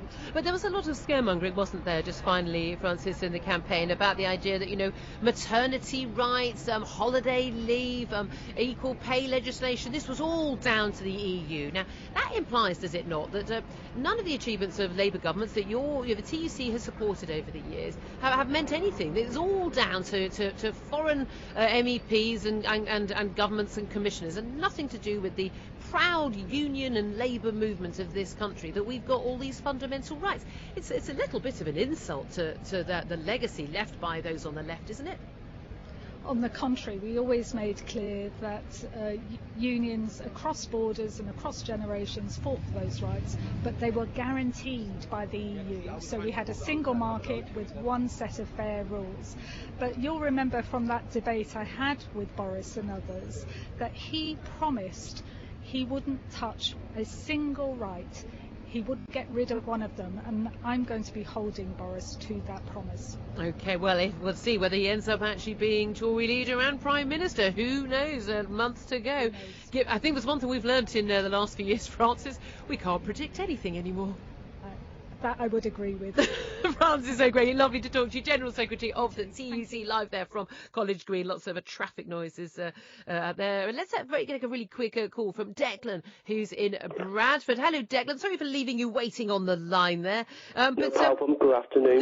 No, it's not afternoon yet. It Well, feels, I know. if you've been up for as many hours as I have, it does feel like the afternoon. What do you want to say, my darling? Well, firstly, it's been quite stressful, actually. I've been viewing the numbers last night, you know. It was typical. What do you want to say? Are you pleased with the results? Sad about the results? I'm kind of not, because I'm afraid to say I'm a Remain supporter. But I'm also optimistic about what might be happening, because I felt like no matter how the result was going to be, I felt like the Tory government was going to eat itself. Yeah. Yeah. And is that your fear? Your worry now is losing David Cameron and... No, I'm not worried. I'm quite excited, actually. Oh, I see. Right, yes. So for you, this is great. This is a lot of infighting. But are you a Labour supporter? Yes, I am a Labour supporter. But there's a little, there's a reason why there aren't many Labour people out and about speaking, because there's been a shadow cabinet meeting. There's lots of plotting going on behind the scenes for people to oust Jeremy Corbyn. So would you be happy with that? I would be very happy with Jeremy Corbyn, and I don't really see UKIP being a major party neither. It's nope. You don't that you can't see them having a future. Declan, thank you so much for joining us. He's calling from Bradford. Let's get an update on the travel and plenty more to debate after that. This is Talk Radio. Across the UK, online and on DAB. Talk Radio. We have ways of making you talk. Good morning to you. Yes, you may well have been up for many, many hours, but it is still the morning. This is Talk Radio. I'm Julia Hartley Brewer. Thank you so much for listening. Great to have your company on this beautiful, beautiful Independence Day. I've had weeks of having to be completely neutral. I'm quite rally. I love the Ofcom rules. I love the fact we don't have Fox News in this country. We do maintain neutrality, impartiality on air during campaigns to not bias discussions and interviews and the like. But I'm so pleased the shackles are off today. The sun is shining, and yes, we are going to be leaving the EU, but possibly not Scotland, as we've just heard from Angus MacNeil, SNP MP, speaking after Nicola Sturgeon, the First Minister of Scotland, made it very clear that Scotland, she says, intends to stay in the EU. An independent referendum, she said, is highly likely. Well, we've not heard from many Remainers other than those in the last couple of hours, but I'm delighted to say we're now joined by the Brent North Labour MP and keen Remainer, Barry Gardner. Thank you so much for joining us, Barry. Very much my pleasure, Julia. How are you? I imagine I'm a little bit more chipper than you are today. Well, I was thinking of those sausages and beer and mustard that you had just talked about, and I have to say that did rather cheer me up today. Barry, we're as I always say, it's an exciting day for those of us who voted to leave, but I think a very disconcerting, a very confusing and a very sad day for those who voted Remain. The polls said it was going to be Remain. We had pretty much the entire world saying you should vote Remain, and the vote went against. What do you think went wrong? Well, look, this is a balance of judgments, I think. 52 to 48 means that we have a country that is very divided on this issue. And certainly in the speeches that I gave and the hustings that I did, really right up to the last evening, where I was speaking at a group of private equity managers. As only a Labour MP would be expected to do. Well, speaking to the masses, Barry. No, absolutely. But the interesting thing there was to find that, you know, I made it very clear to them that I thought there were real problems with the EU that needed to be resolved. I thought they could be resolved when we remained in the EU, but that on balance, I thought that our security lay in staying. But people have spoken now. The public have made that decision. It was finally balanced, 52 to 48, but that decision must now be respected. We have to implement it. I think many people, perhaps many, in particular, many elderly people who, I think, were the ones who more voted for leave than young folk, they will find this morning that actually their decision may have cost them very dear, because, of course, pension funds have seen the stock market collapse this morning by between 20 and 30%. So that's 20% off people's pensions. Well, yes, so but it depends. Whichever way you voted, the point is this: whichever way you voted, there's some very, very serious real-world outcomes here. And look, I'm not trying to take the sheen off. I'm just trying to say this is now a situation where we have to negotiate our way out of this union. We have to see what the impact is going to be in terms of the coherence of the United Kingdom itself. You will know that Nicola Sturgeon has just said that a second independence referendum for Scotland is now back on the table, because Scotland voted overwhelmingly to stay in the EU. So I think there's some really, really complex issues now that we politicians we've been given our homework, we've been set our exam questions, we've now got to get on and write the essay. Barry, there are definitely real-world outcomes at all, but do you not think that an awful lot of what's been happening in the markets is down to the scaremongering by the likes of the Prime Minister, the IFS, the Bank of England government? And if they hadn't said all this stuff, they'd said, look, either way, everything's going to be fine. We wouldn't be seeing the markets being messed around like this.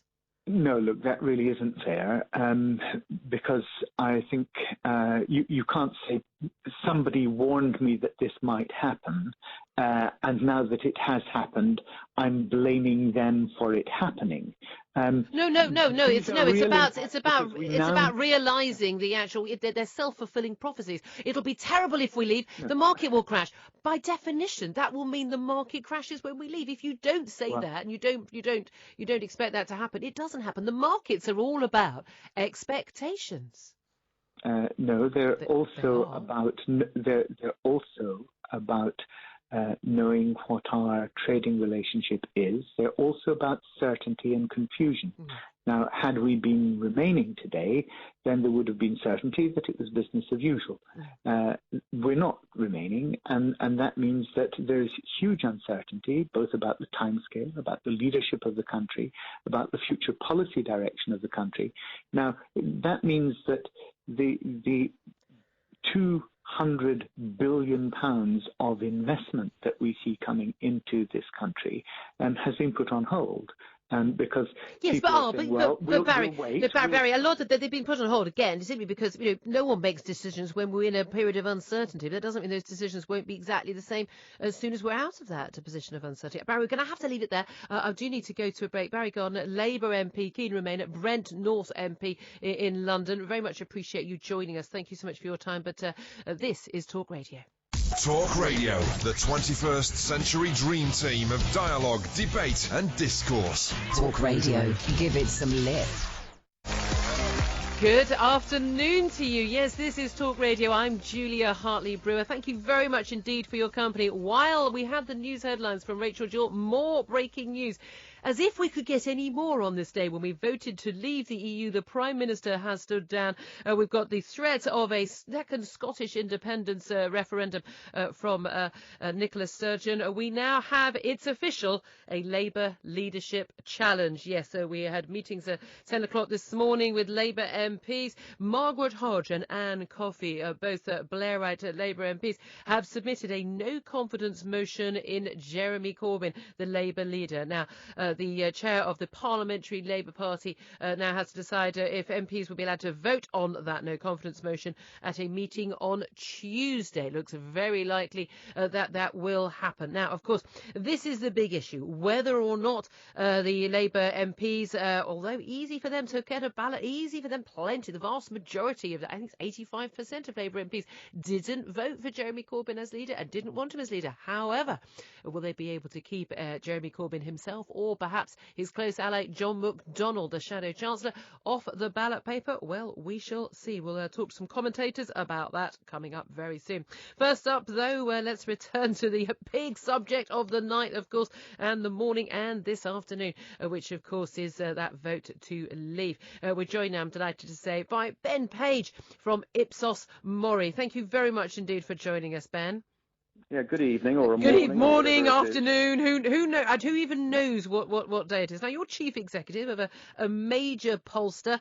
Come on, start your justification. I'm wearing sackcloth and ashes. I mean, the nightmare of the referendum is because the number is around 50%. The difficulty is that all of the polls have a margin of 3 or 4%, and so our final poll that we put out in the Evening Standard yesterday, 52% for Remain. It's got about a 3 or 4% margin of error on it. That's not an excuse. What has happened is that turnout was much higher than we would have expected in an unprecedented pattern, which just shows how angry, particularly the working class people in the north of England were about the European Union. And that has made our modelling, less good than it should be. So no excuses. The margin of error is too big. We will have another look at it. The average error for the polls, the British Polling Council is just looking at it, was 4.3%. And we have to keep asking, should we do this? Because we don't make any money out of it. We do it because it's interesting, And my God, Ben, we political journalists, we love you doing it. But this is interesting. And I completely accept this. It is unfair. You make the call, and lots of well-known pollsters have made these calls. The week before, we had a 6-point lead for Leave. If I just stopped the week before, you'd have been fine. Happy, No, but this is the issue, because we all know there is this margin of error, but you have to make the call. But the reality is, what seems to have happened again is what was heard during ahead of the general election in 2015, and again this time round for the referendum, is you get these outlying polls occasionally which are showing people saying they're voting Leave, and it's discounted. It's just sort of, that can't be true. But that's part of the problem, isn't it? Because it doesn't chime in with what the general viewpoint seems to be. But the reality is, where is the general viewpoint coming from? It's coming from, again, the Metropolitan Elite commentator on places like Twitter. We know from 2015 they don't represent the people. And I think a lot of the punditry community are very, have definitely taken a good beating in the last 24 hours. Not me. The problem, no, you were right. And the problem is that you see that the way we did the Scottish referendum, where we were the most accurate pollster, we said 47% for Leave and it was 45%. All of those things we took, we always base what we do on past events. And there is a general pattern that you can observe in many referendum of a sort of movement towards the status quo. So when we saw it in our final poll, even though the margin of error is present, we tend to believe it. And in the general election, people voted at the last minute for economic security and voted for David Cameron. It was also, economic security was also one of the reasons, I think, why the Scots voted to stay in 2014. So all of those things were sort of pushing us to think, when we saw those numbers, that sounds sort of believable. But of course, we were wrong. And, it's very difficult to take out all past experience when you're looking at a situation like this and you have nothing to go on. But that's it. And again, I have to say, the polls, in your defence, the pollsters did keep saying this is unprecedented. And as we have seen, certainly with the election of Jeremy Corbyn, when we have these unprecedented votes, and look at America with Donald Trump. It's amazing what is happening. I mean, if you'd said that last spring that Corbyn was going to be, the Conservatives had a majority, Corbyn would be leader of the Labour Party, and then now we're leaving the EU, Scotland's having another referendum. I mean, you can't make it up. It's coming so thick and fast. But no, we need to go back, and we will keep looking at what we've done. I mean, the deep irony is we tried to learn from the general election, and one of the changes that we made to deal with having too many people who said they were going to vote in our samples actually had the effect of making this referendum poll worse. But that's all hindsight and, How do you explain the fact that Leave.eu, the sort of backed by Aaron Banks, the billionaire funder for Nigel Farage, they did a poll on the founder day, 10,000 people, obviously big sample, but they came out with the exact, they had 52, 48, 4. I didn't see that at the time, so I haven't seen it before the results were published. It was absolutely out last night. I remember seeing it and thinking, they're hopeful. So, good for them. And one thing there is, of course, the 10,000 sample, and Aaron must have paid quite a lot of money for a 10,000 sample. 10,000 is far more reliable than 1,000. Yes. So that may have helped them in whatever modelling that they did. It may have given them better coverage of the different areas of the United Kingdom in terms of turnout. We will hopefully they will publish that and all the details behind it so that people can see what went right for them. Because everybody in this industry wants to be right. Most of us, as I say, aren't doing it. Actually, published polls of this sort for the money, and so we want to be right. We want to learn. They do it. They do it for the love. Ben, just fine, I must ask you, obviously we're looking at a possible, very likely Labour leadership challenge now. It looks like it's on. We know, of course, there's going to be a Tory leadership contest, and now there's going to be a vote in Parliament. We're going to need nominations. Tory MPs are going to decide on the top 2 candidates. They go onto the shortlist, and 150,000 Tory party members will get to choose from those 2 people. Who do you, from the polling that you've done over the years, and I know you do a lot of this sort of stuff, who do you think will be the final 2, and who would the Tory membership want? Well, I mean, Conservative Home, the website, often surveys, people, and obviously Boris has tended to do better than George Osborne, and George Osborne's future today must be looking pretty dark. But the one thing I'd say about leadership elections is it's very difficult for the public to make judgments about people who they don't know very well. When we do these surveys, John Major came from nowhere pretty much. The public didn't really know him. Yes, he was Chancellor. David Cameron himself came from nowhere. If you'd asked in 2004 who's going to be the leader of the Conservative Party, which of these people do you think? Again, David Cameron would have been nowhere. So, to be honest, asking the public which ones they favour, it isn't necessarily very helpful. What I would say is that the leadership campaigns seem to continually surprise everybody, including the parties themselves sometimes. Yes, well, indeed. Ben Page, absolute pleasure to talk to you, Chief Executive at Ipsos Mori. I very much appreciate it. He's there in his sackcloth and ashes on College Green. Delighted to be joined now by Independence commentator John Rentoul. Thank you very much for joining us, John. Now, you're somebody who's you've been following this EU referendum very closely, but if you don't mind, I would like to talk about another subject you've been covering very closely for many, many years, and that, of course, is the Labour Party. We have, in the last few minutes, had a Labour leadership challenge issued. Margaret Hodge and Coffey, 2 Labour MPs, have submitted a no-confidence motion in Jeremy Corbyn. Can you explain to us what happens next?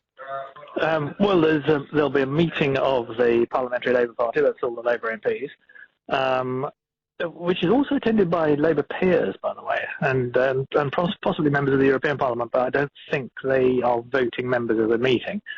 And I'm not sure if the motion will be voted on then, but if it is, I should think, to be honest, it's not going to get passed because, the idea of getting rid of Jeremy Corbyn at the moment does seem a little premature, as he hasn't even been leader for a year yet. So.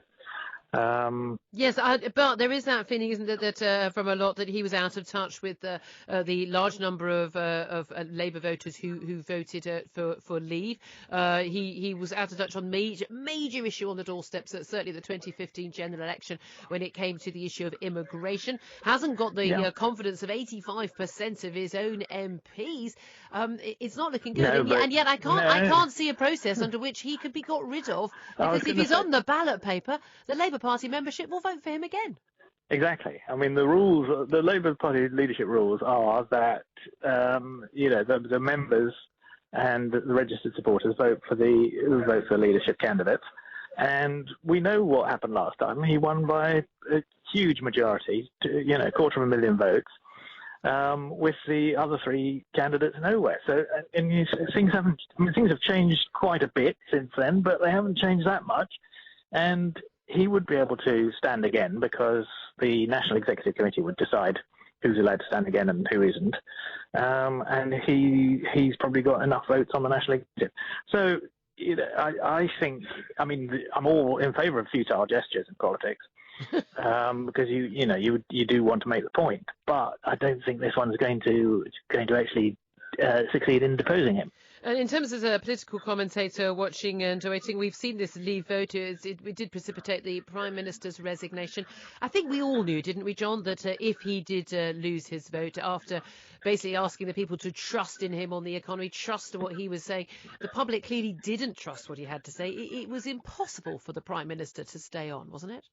Yes, I think that's right. And I think that, the fact that lots of Conservative MPs wrote a nice letter saying please stay on was just an example of how polite the Conservative Party still is, and how it was a tactic, wasn't it? Exactly. It pretends to observe the niceties.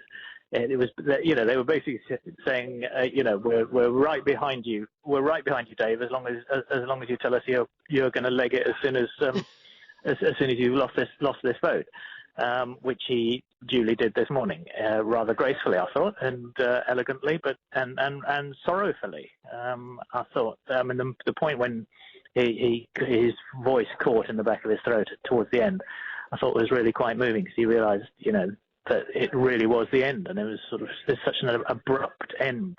I mean, that's the way that political careers sometimes do come to a stop. That is, of course, the nature of democracy, is it not? And every political career on some level ends in some kind of failure and the removal van appearing. In terms of what he does now, you've written your biographies of Tony Blair, the incredible career that he's had, many millions, 60 million plus thought to have made over the years. David Cameron, come October party conference, he's going to leave Downing Street, and then he's going to be a free man. What do you think he's going to do? Well, I don't know. It's a fascinating question. I've asked his biographer, James Hanning, my former colleague on the Independent on Sunday, what he thought David Cameron would do, and he didn't really have an idea either. I mean, he makes the point that Samantha's got got ambitions of her own and would like to pursue her career. Which she's probably going to be very successful at. But as to what David Cameron will do, I've got no idea. I think it probably involves a bit of money along the way, doesn't it? Thank you so much for talking to us. John Rentoul, commentator from the Independent, of course. He's a long-standing, very well-respected political journalist. Interesting his take that he thinks that, well, Jeremy Corbyn, the attempt to oust him, the vote of no confidence, is a futile gesture because Jeremy Corbyn could stand again. Coming up in just a moment, we'll talk to Ayesha Hazarika. She's a former Labour Party advisor. She worked for Harriet Harman for many years. We'll find out what she thinks about this attempt to oust Corbyn and whether it will work. This is Talk Radio. Mid-mornings with Julia Hartley-Brewer. The ladies not for turning off. On Talk Radio. We have ways of making you talk. Good afternoon to you. This is Talk Radio. I'm Julia Hartley-Brewer. Thank you very much indeed for joining us on Independence Day. Well, I'm barely able to keep up with all the news we've had. We've had the vote for leave, 52 to 48. We've then had the Prime Minister's resignation. We've then had a very stern statement from Nicola Sturgeon, the First Minister of Scotland, basically making it very, very clear indeed that Scotland will be staying in the EU. She's starting the process for an independent referendum. She says that it's highly likely and Scotland intends to stay in the EU. We've now got an attempt to oust the Labour leader Jeremy Corbyn. 2 MPs have submitted a no confidence motion in him. Should be voted on by MPs on Tuesday. Well, as we go through all of those stories, let's talk to Ayesha Hazarika. She's a former Labour Party advisor. Used to work with Harriet Harman when she was deputy leader of the Labour Party. Ayesha, thank you so much for joining us. Hello. Hello. Well, not a great day for Remain, not a great day for the Labour Party either. The Tories ripping themselves apart. Lots of nice things being said by the likes of Boris Johnson and Michael Gove about the Prime Minister. But fundamentally, the Tories are now in the sort of disarray which, frankly, an EU referendum was supposed to solve. It was supposed to bring everyone back together, settle the matter once and for all and move on. It's gone horribly wrong for the Tories. Now it looks like it's going horribly wrong for the Labour Party. What do you think is going to happen next? Well, I definitely agree with you. Look, I think we've got a very divided country and now we have the 2 major political parties and both are very divided. Obviously, a lot of the focus has been on the Conservative Party. But, Labour is in real trouble over this as well. I think Jeremy Corbyn will find himself in trouble. Now, I think to be fair, the problems with the Labour Party and the disconnection, particularly with working class voters, predated Jeremy. Jeremy's only been in the job for less than a year. I think that those kind of issues are quite complex and they go back beyond him. But I think lots of members, and certainly the PLP, are very, very angry at the fact that they feel he didn't step up and campaign vigorously for Remain. You'll remember that up until quite recently, lots of Labour Party members or supporters were not clear about what the Labour Party position was because they felt Corbyn had not made it clear. So I think this is definitely going to cause a lot of tension within the Labour Party. Obviously, this motion of no confidence has gone down. But remember, the rules of the Labour Party have changed in terms of how you elect your leader, and I suspect that the PLP, the MPs, will feel that now is the time to strike, and they will feel a sense of huge frustration and that this gives them an opportunity. Whether they will be successful is another matter, because the membership voted for Jeremy with a huge mandate, as you know, and he's been in the job for less than a year, and I suspect that they may even come back with more sort of a mandate for Jeremy. That's my worry. Well, or indeed, if he doesn't get on the ballot paper, it would just be John McDonnell, the Shadow Chancellor, and he'll be elected as well by the party membership. Is there an issue? We actually are seeing the sort of the breakdown of these party allegiances. We've been speaking to Ben Page at Ipsos Mori, and he's saying, you have difficulties to predict because people just aren't voting, very, easily and obviously. You can't just predict. Well, if you're from this part, if you're born into this sort of street and you do this sort of job, your parents voted this way, that's how you'll vote. So we're seeing that the fragmentation of our political system, but accelerating at such a rate now that the Tories and Labour there is a question mark over the future of both of these parties now, isn't there? Yeah, I think there is, absolutely. And I, coming from Scotland, I do remember after the referendum in Scotland, I remember a party official saying to me, actually on the day of the referendum, saying, look, I know all these people voted for independence, but they'll definitely come back to Labour. And of course, that didn't happen. And there is a big chance that that will happen to the Labour Party. The Labour Party may be a great heritage political brand, but it's got no God-given right to exist, as we've seen what happened in Scotland. And there is this big split on the kind of ideological levels in the Labour Party. I suspect the Conservatives, even though it's unbelievable kind of events of today with Cameron resigning, I kind of suspect the Conservative Party will manage to kind of get themselves back together more easily than Labour will. In some ways, I think the Conservative Party are sort of more disciplined in some ways than Labour are. But it is a really big fundamental question that Labour MPs and members and activists are asking themselves. Who is Labour for? What does the party stand for? And there's lots of people who've been talking, kind of rumbling, rumouring, should the Labour Party split? Have we got to the stage where, the differences, we're never ever going to kind of reach agreement? Because don't forget, even if there had been a narrow Remain victory, I think these splits in the Labour Party would still be there. Yes, there's a lot of bitterness over the fact that Jeremy Corbyn was perceived to have not really made much effort. And we know he's a secret Eurosceptic. He's no more in love with the European Union than Nigel Farage is. Well, I'll tell you the thing about that as well, which I sort of think is he should have stayed true to his values and just said he wasn't going to support Remain. Because what leadership is about is if you say you're going to back one side, then you throw yourself in with conviction and gusto. And remember, Jeremy Corbyn has this organisation called Momentum, which is a very powerful grassroots organisation. It helped Jeremy get elected this stunning victory. So we know they can mobilise when they need to. They did no campaigning for the EU referendum, and I think that tells you quite a lot in terms of the commitment that was shown. Indeed. Aisha Hazarika, pleasure to talk to you, former Labour Party advisor. I think they'd be doing better, frankly, if you were back there. Aisha, thank you very much for joining us. Let's go to a caller. 0844 499 1000 is the number to get in touch. 0844 499 1000 is that number. Vernon is in Solihull. He's called it. Vernon, what do you want to say? Good afternoon to you. It's one wonderful day. It is. It is for some of us, Vernon. It is for some of us. I feel it's a marvellous day. I think it's a great day for us to sort of rewrite the wrongs.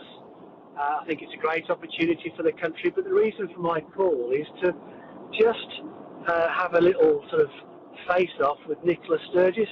Sturgeon, yes. Sturgeon in relation to Scottish independence. I've got some wonderful Scottish friends. It's a wonderful country, but if they want their independence, then carry on.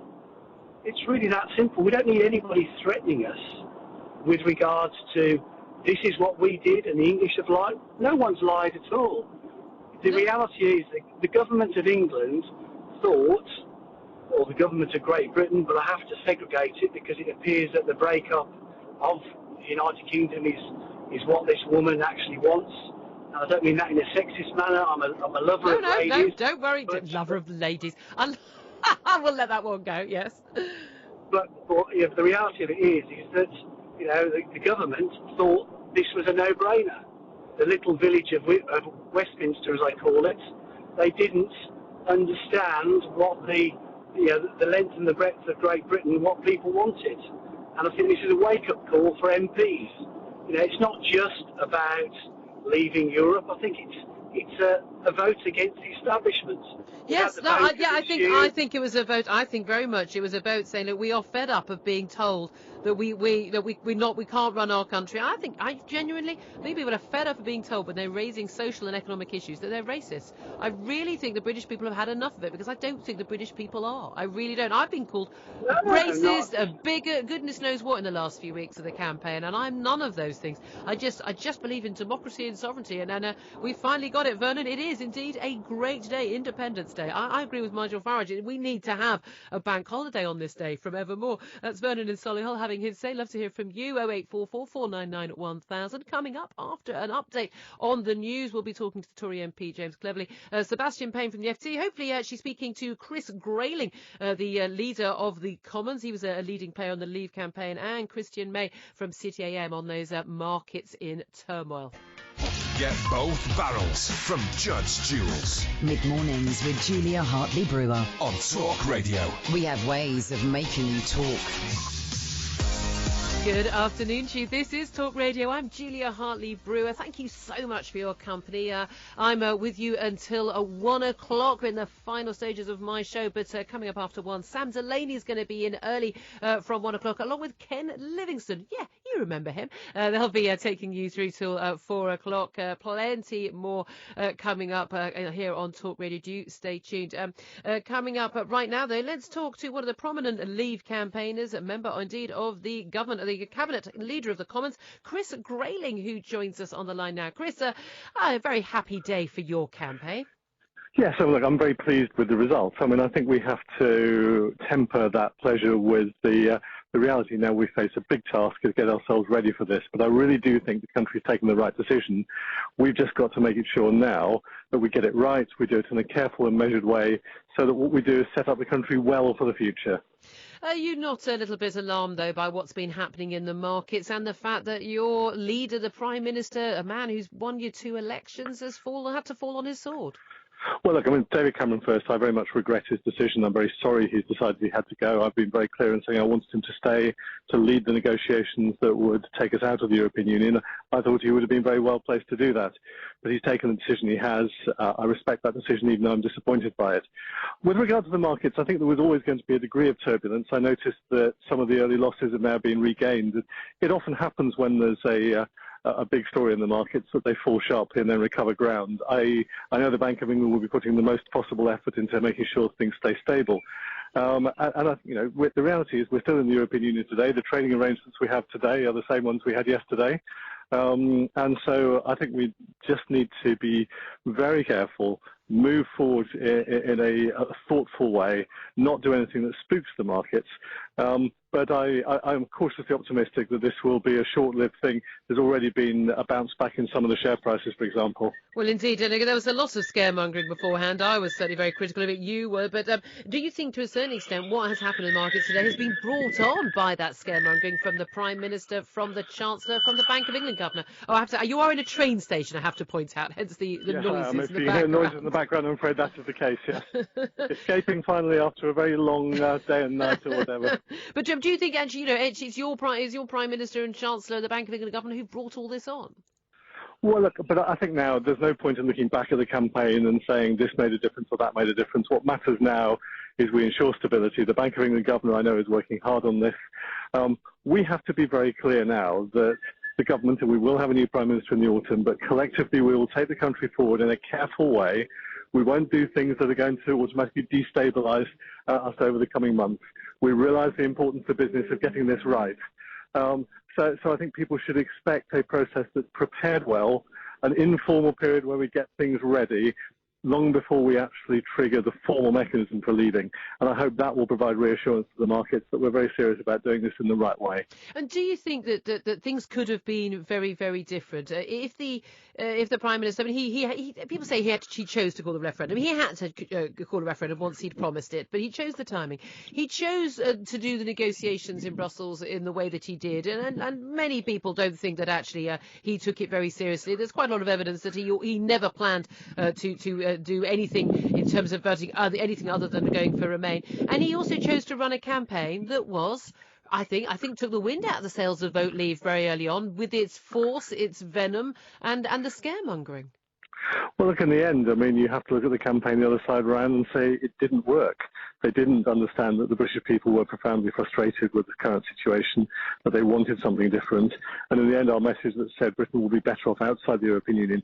As a good friend and neighbour, I don't want us to become inwardly focused. I want us to be an internationally focused country, but looking beyond the confines of a construct that I think is now very bureaucratic, that is falling behind in the world and is just not right for Britain. Okay, thank you so much for joining us. That's Chris Grayling. He is, of course, a leading member of the Leave camp. He's the leader of the House of Commons. Well, presumably we may well be seeing a reshuffle fairly soon, so who knows. Delighted to be joined now on the line by the editor of the City AM newspaper, and that's Christian May. Christian, thank you very much for joining us. Julia, happy Independence Day. Happy Independence Day to you as well. Christian, we're seeing a horrendous turmoil in the markets. Very scary. Many people on the Remain side saying, well, look, you broke it, you own it. It's time for the Leave camp to take responsibility. How worried should we be? The one thing that we knew throughout all of this is that the city and markets abhor uncertainty, and whether you're celebrating today's results or planning to drown your sorrows, I'm afraid uncertainty is what we've got.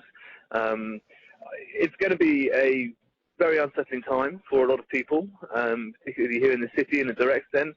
There are going to be some headcount reductions in some key areas. What I would say, though, is that this environment, the city has proved its resilience before, and I'm sure will find its resilience again. Currency has been the name of the game since we all started watching this unfold from yesterday afternoon. There'll be some sore heads, not least those who spent a small fortune on private exit polling, which indicated from yesterday afternoon onwards in the city that a Remain vote was likely, and positions were taken accordingly. What you're seeing now is the effect of a pretty dramatic swing back down to earth. Well, this is the thing, isn't it? Because I was getting very hopeful. I was speaking to a lot of MPs and Leaving campaigners on the ground who were saying, look, they are and Remainers are all privately all saying, look, what we're hearing on the ground is, basically, other than London and Scotland, this is going to go for Leave. I as a Leaver, I dared to believe, and yet when I hear all these reports, the money markets are doing this, the betting offices are doing this, it undermines your faith, and you think, I must be wrong. I must just be hearing gossip and it's not the facts. But the reality is, what we've learned yet again is that the people who are doing the speculating on our markets and on our shares and working in the city know absolutely nothing. They know no more than you or me, and yet they are controlling the finances of our country. Yeah, I think it's hard to disagree with that assessment. I think the one thing I would say is that a lot of the immediate reactions that you saw, banking shares, property shares, construction shares, really hitting the floor this morning, falling out of bed, as it's known in the city. A lot of that would have been in response to the fact that all anybody has heard for the last 2 months is that in the event of Brexit, it would be the equivalent of an explosion underneath the British economy, that there would be an immediate recession, that it would be the end of days. Now, the fact of the matter is, as we've carried commentary to this effect in our newspaper over the last few weeks in particular, is that kind of scaremongering, which I never fully bought into, it does become a self-fulfilling prophecy. I don't think we're going to see a financial crisis. I think we're going to see profound volatility, but Mark Carney made it very clear that he stands ready to support an institution that feels they need that support. It's not a financial crisis on the scale of 2008. There's uncertainty, and there is confusion, and there is opportunism, and all the factors that you see in any given market on any given day. I think cool heads will prevail. as I say, I think the city will find this resilience. And really what we have to start considering now is the medium to long-term changes that are going to come. And so people who are worried about their pensions, people who are worried about their shares, people who are worried that when they're going to go on holiday in July or August that their pound's going to be worth nothing against the euro, what do you have to say to them? Listen, I don't think people should start selling their shares. I think people need to, and I'm sure that will be the advice of their financial advisors. I think you just need to hold tight. No one can underestimate, on the other hand, the extent to which this is a extraordinary development. I'm afraid if you're going to stack up on euros to head to France this summer, it's going to be a different bag than heavy remains. There's no doubt about that. But don't panic. Hold your nerve, and try and look over a longer-term horizon. I think that's the most sensible thing. But the city is adapting to this. It was not expected by the money market.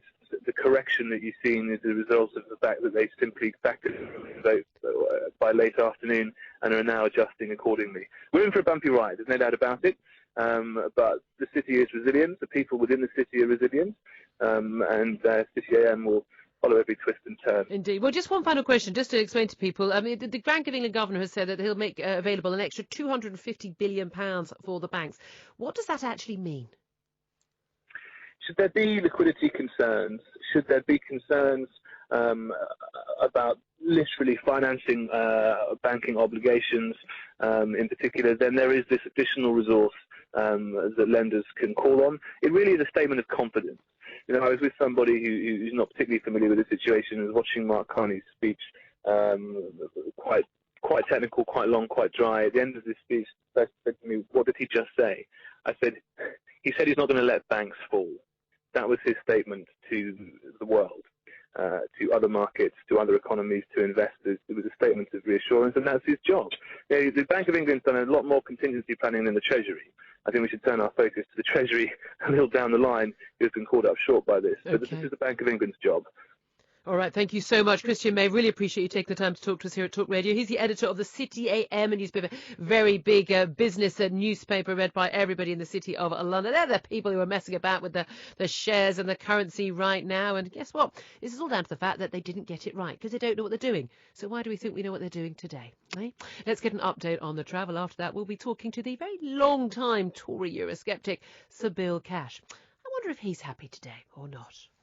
Across the UK, online and on DAB. Talk Radio. For those about to talk, we salute you. Good afternoon. It's 12:47. This is Talk Radio. I'm Julia Hartley Brewer, and it's Independence Day, folks.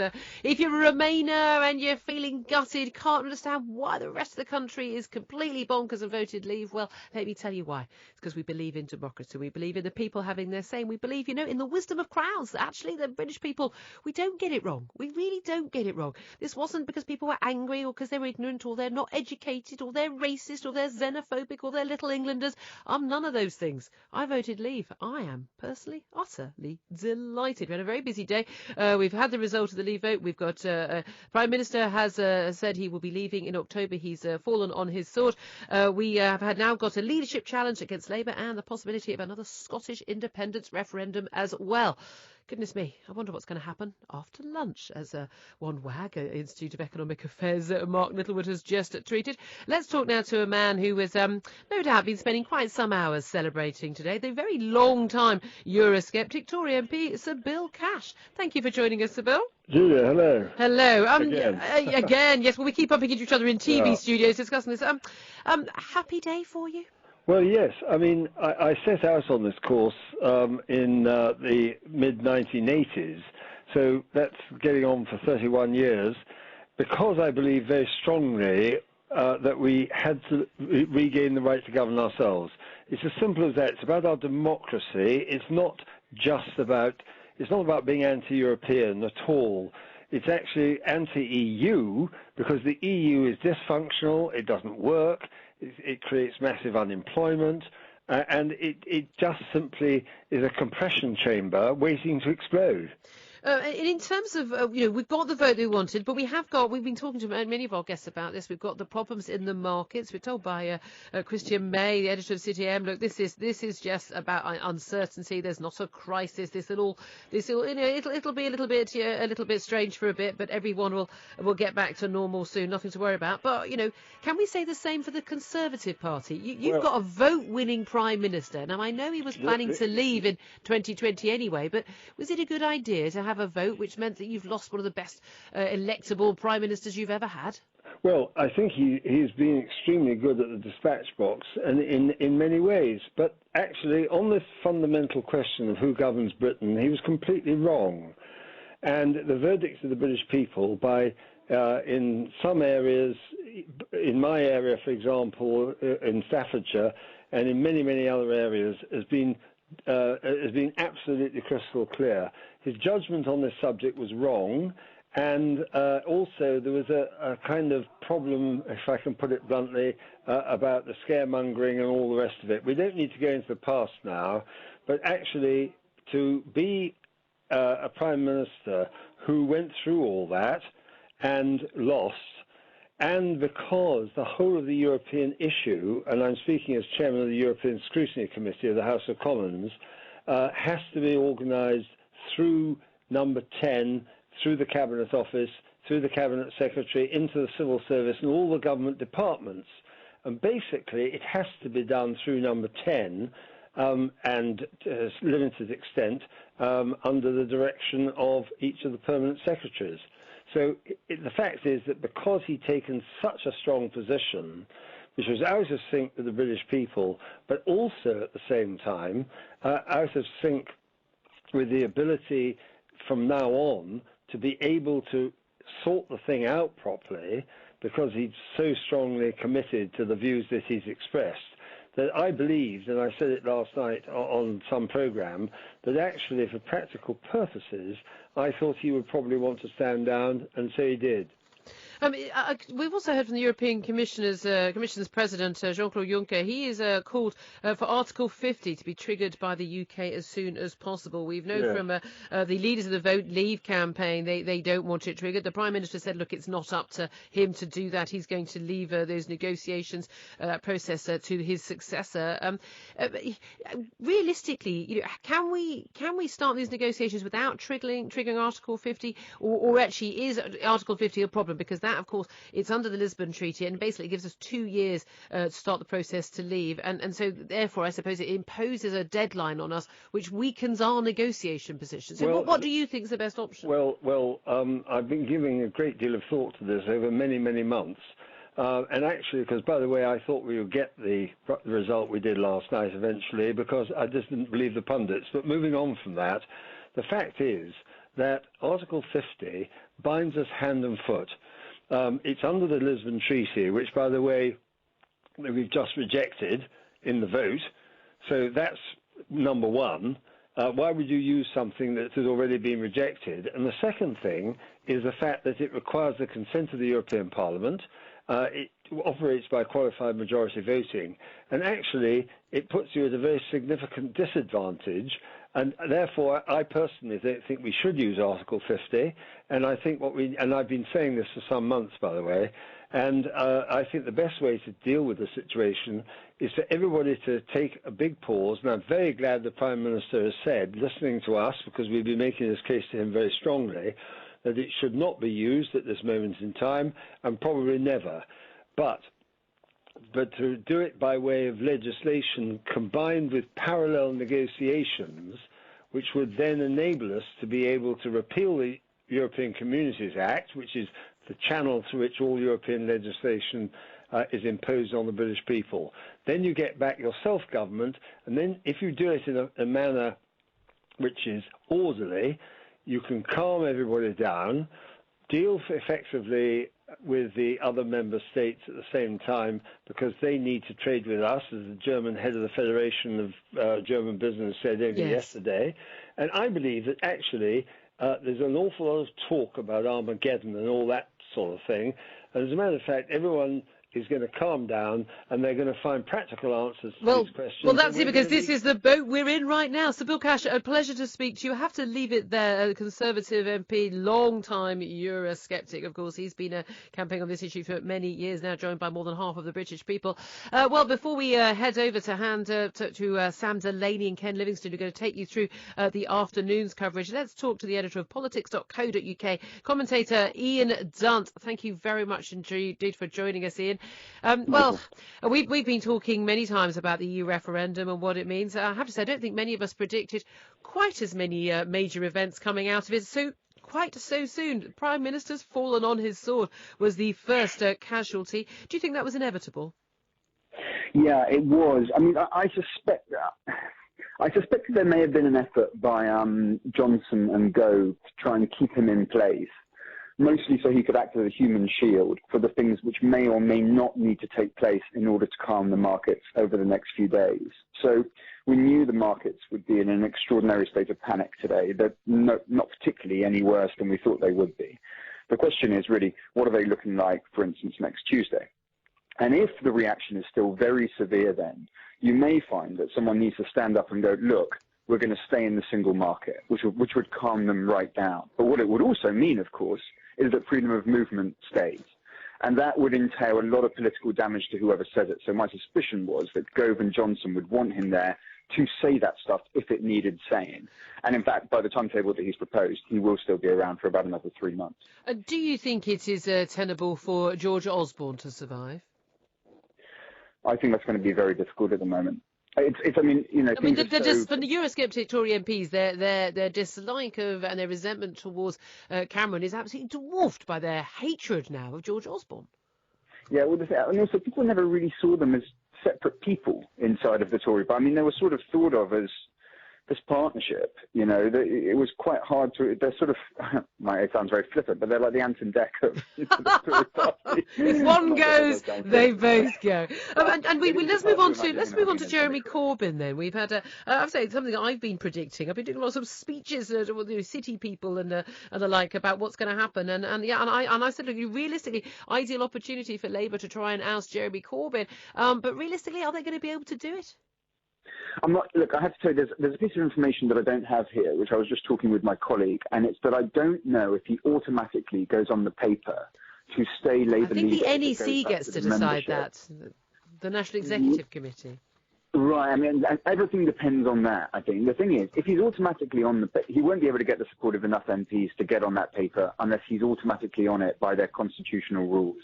If he's automatically on that, and I know this sounds complicated, but here we go. If he's on that paper, then I suspect the membership will just vote for him to stay leader, and there's nothing MPs can do about it.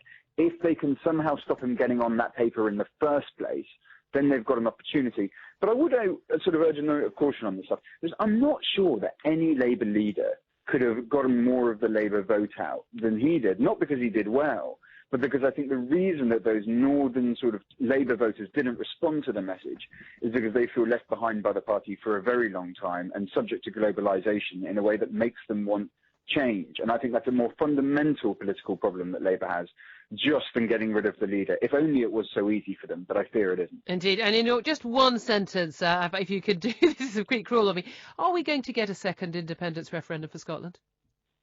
I mean, it certainly looks that way. She's right on the legal basis that it looks like it's going to go that way, and it's hard to see what would stop her, frankly. Okay. So, yes, I think that's very likely. Ian Dunt, pleasure to speak to you. He's editor of the absolutely brilliant politics.co.uk website. Very much appreciate you joining us. Very much appreciate all of our fantastic guests today in here to talk about this amazing, just on Talk Radio, this amazing referendum result and all of the incredible news that's come since. I'm going to be handing over to Mr. Sam Delaney, who is joining me in the studio, along with Ken Livingstone for the next 3 hours. I do try not to mention Hitler too much. Yeah? Would that be all right? Do you think you could manage that, Ken? Can't we talk about Stalin instead? Oh, don't get him started. Oh my God, is that your new one? Bill Evans going to be so. Who have you got coming up in your show, Sam? We're going to be speaking to Bob Worcester very shortly about why the pollsters didn't quite... Well, I suppose they did get it right. They said it was too close a call, but if you spoke to any pollsters, they were all convinced, including Bob, that there would be a last-minute swing. Yeah, I mean, there is this margin of error, isn't it? I do feel a bit sorry for them, but no, hey, you live by the sword, you die by the sword. No, listen, their polls got it pretty much right. Their opinions were a bit wrong. We got Tim Bell coming on. He'll be telling us his response. He's a very happy man today. Yes. Well, not Danny's as happy as I am. Well, look, I'll hand over to you right now. I'll be back at 10 o'clock on a Monday morning. I'm off to go and get completely trashed and celebrate Independence Day. Do join me. The ballots are in, the votes have been counted, and it's official. Talk Radio is the place for all the fallout from the EU referendum.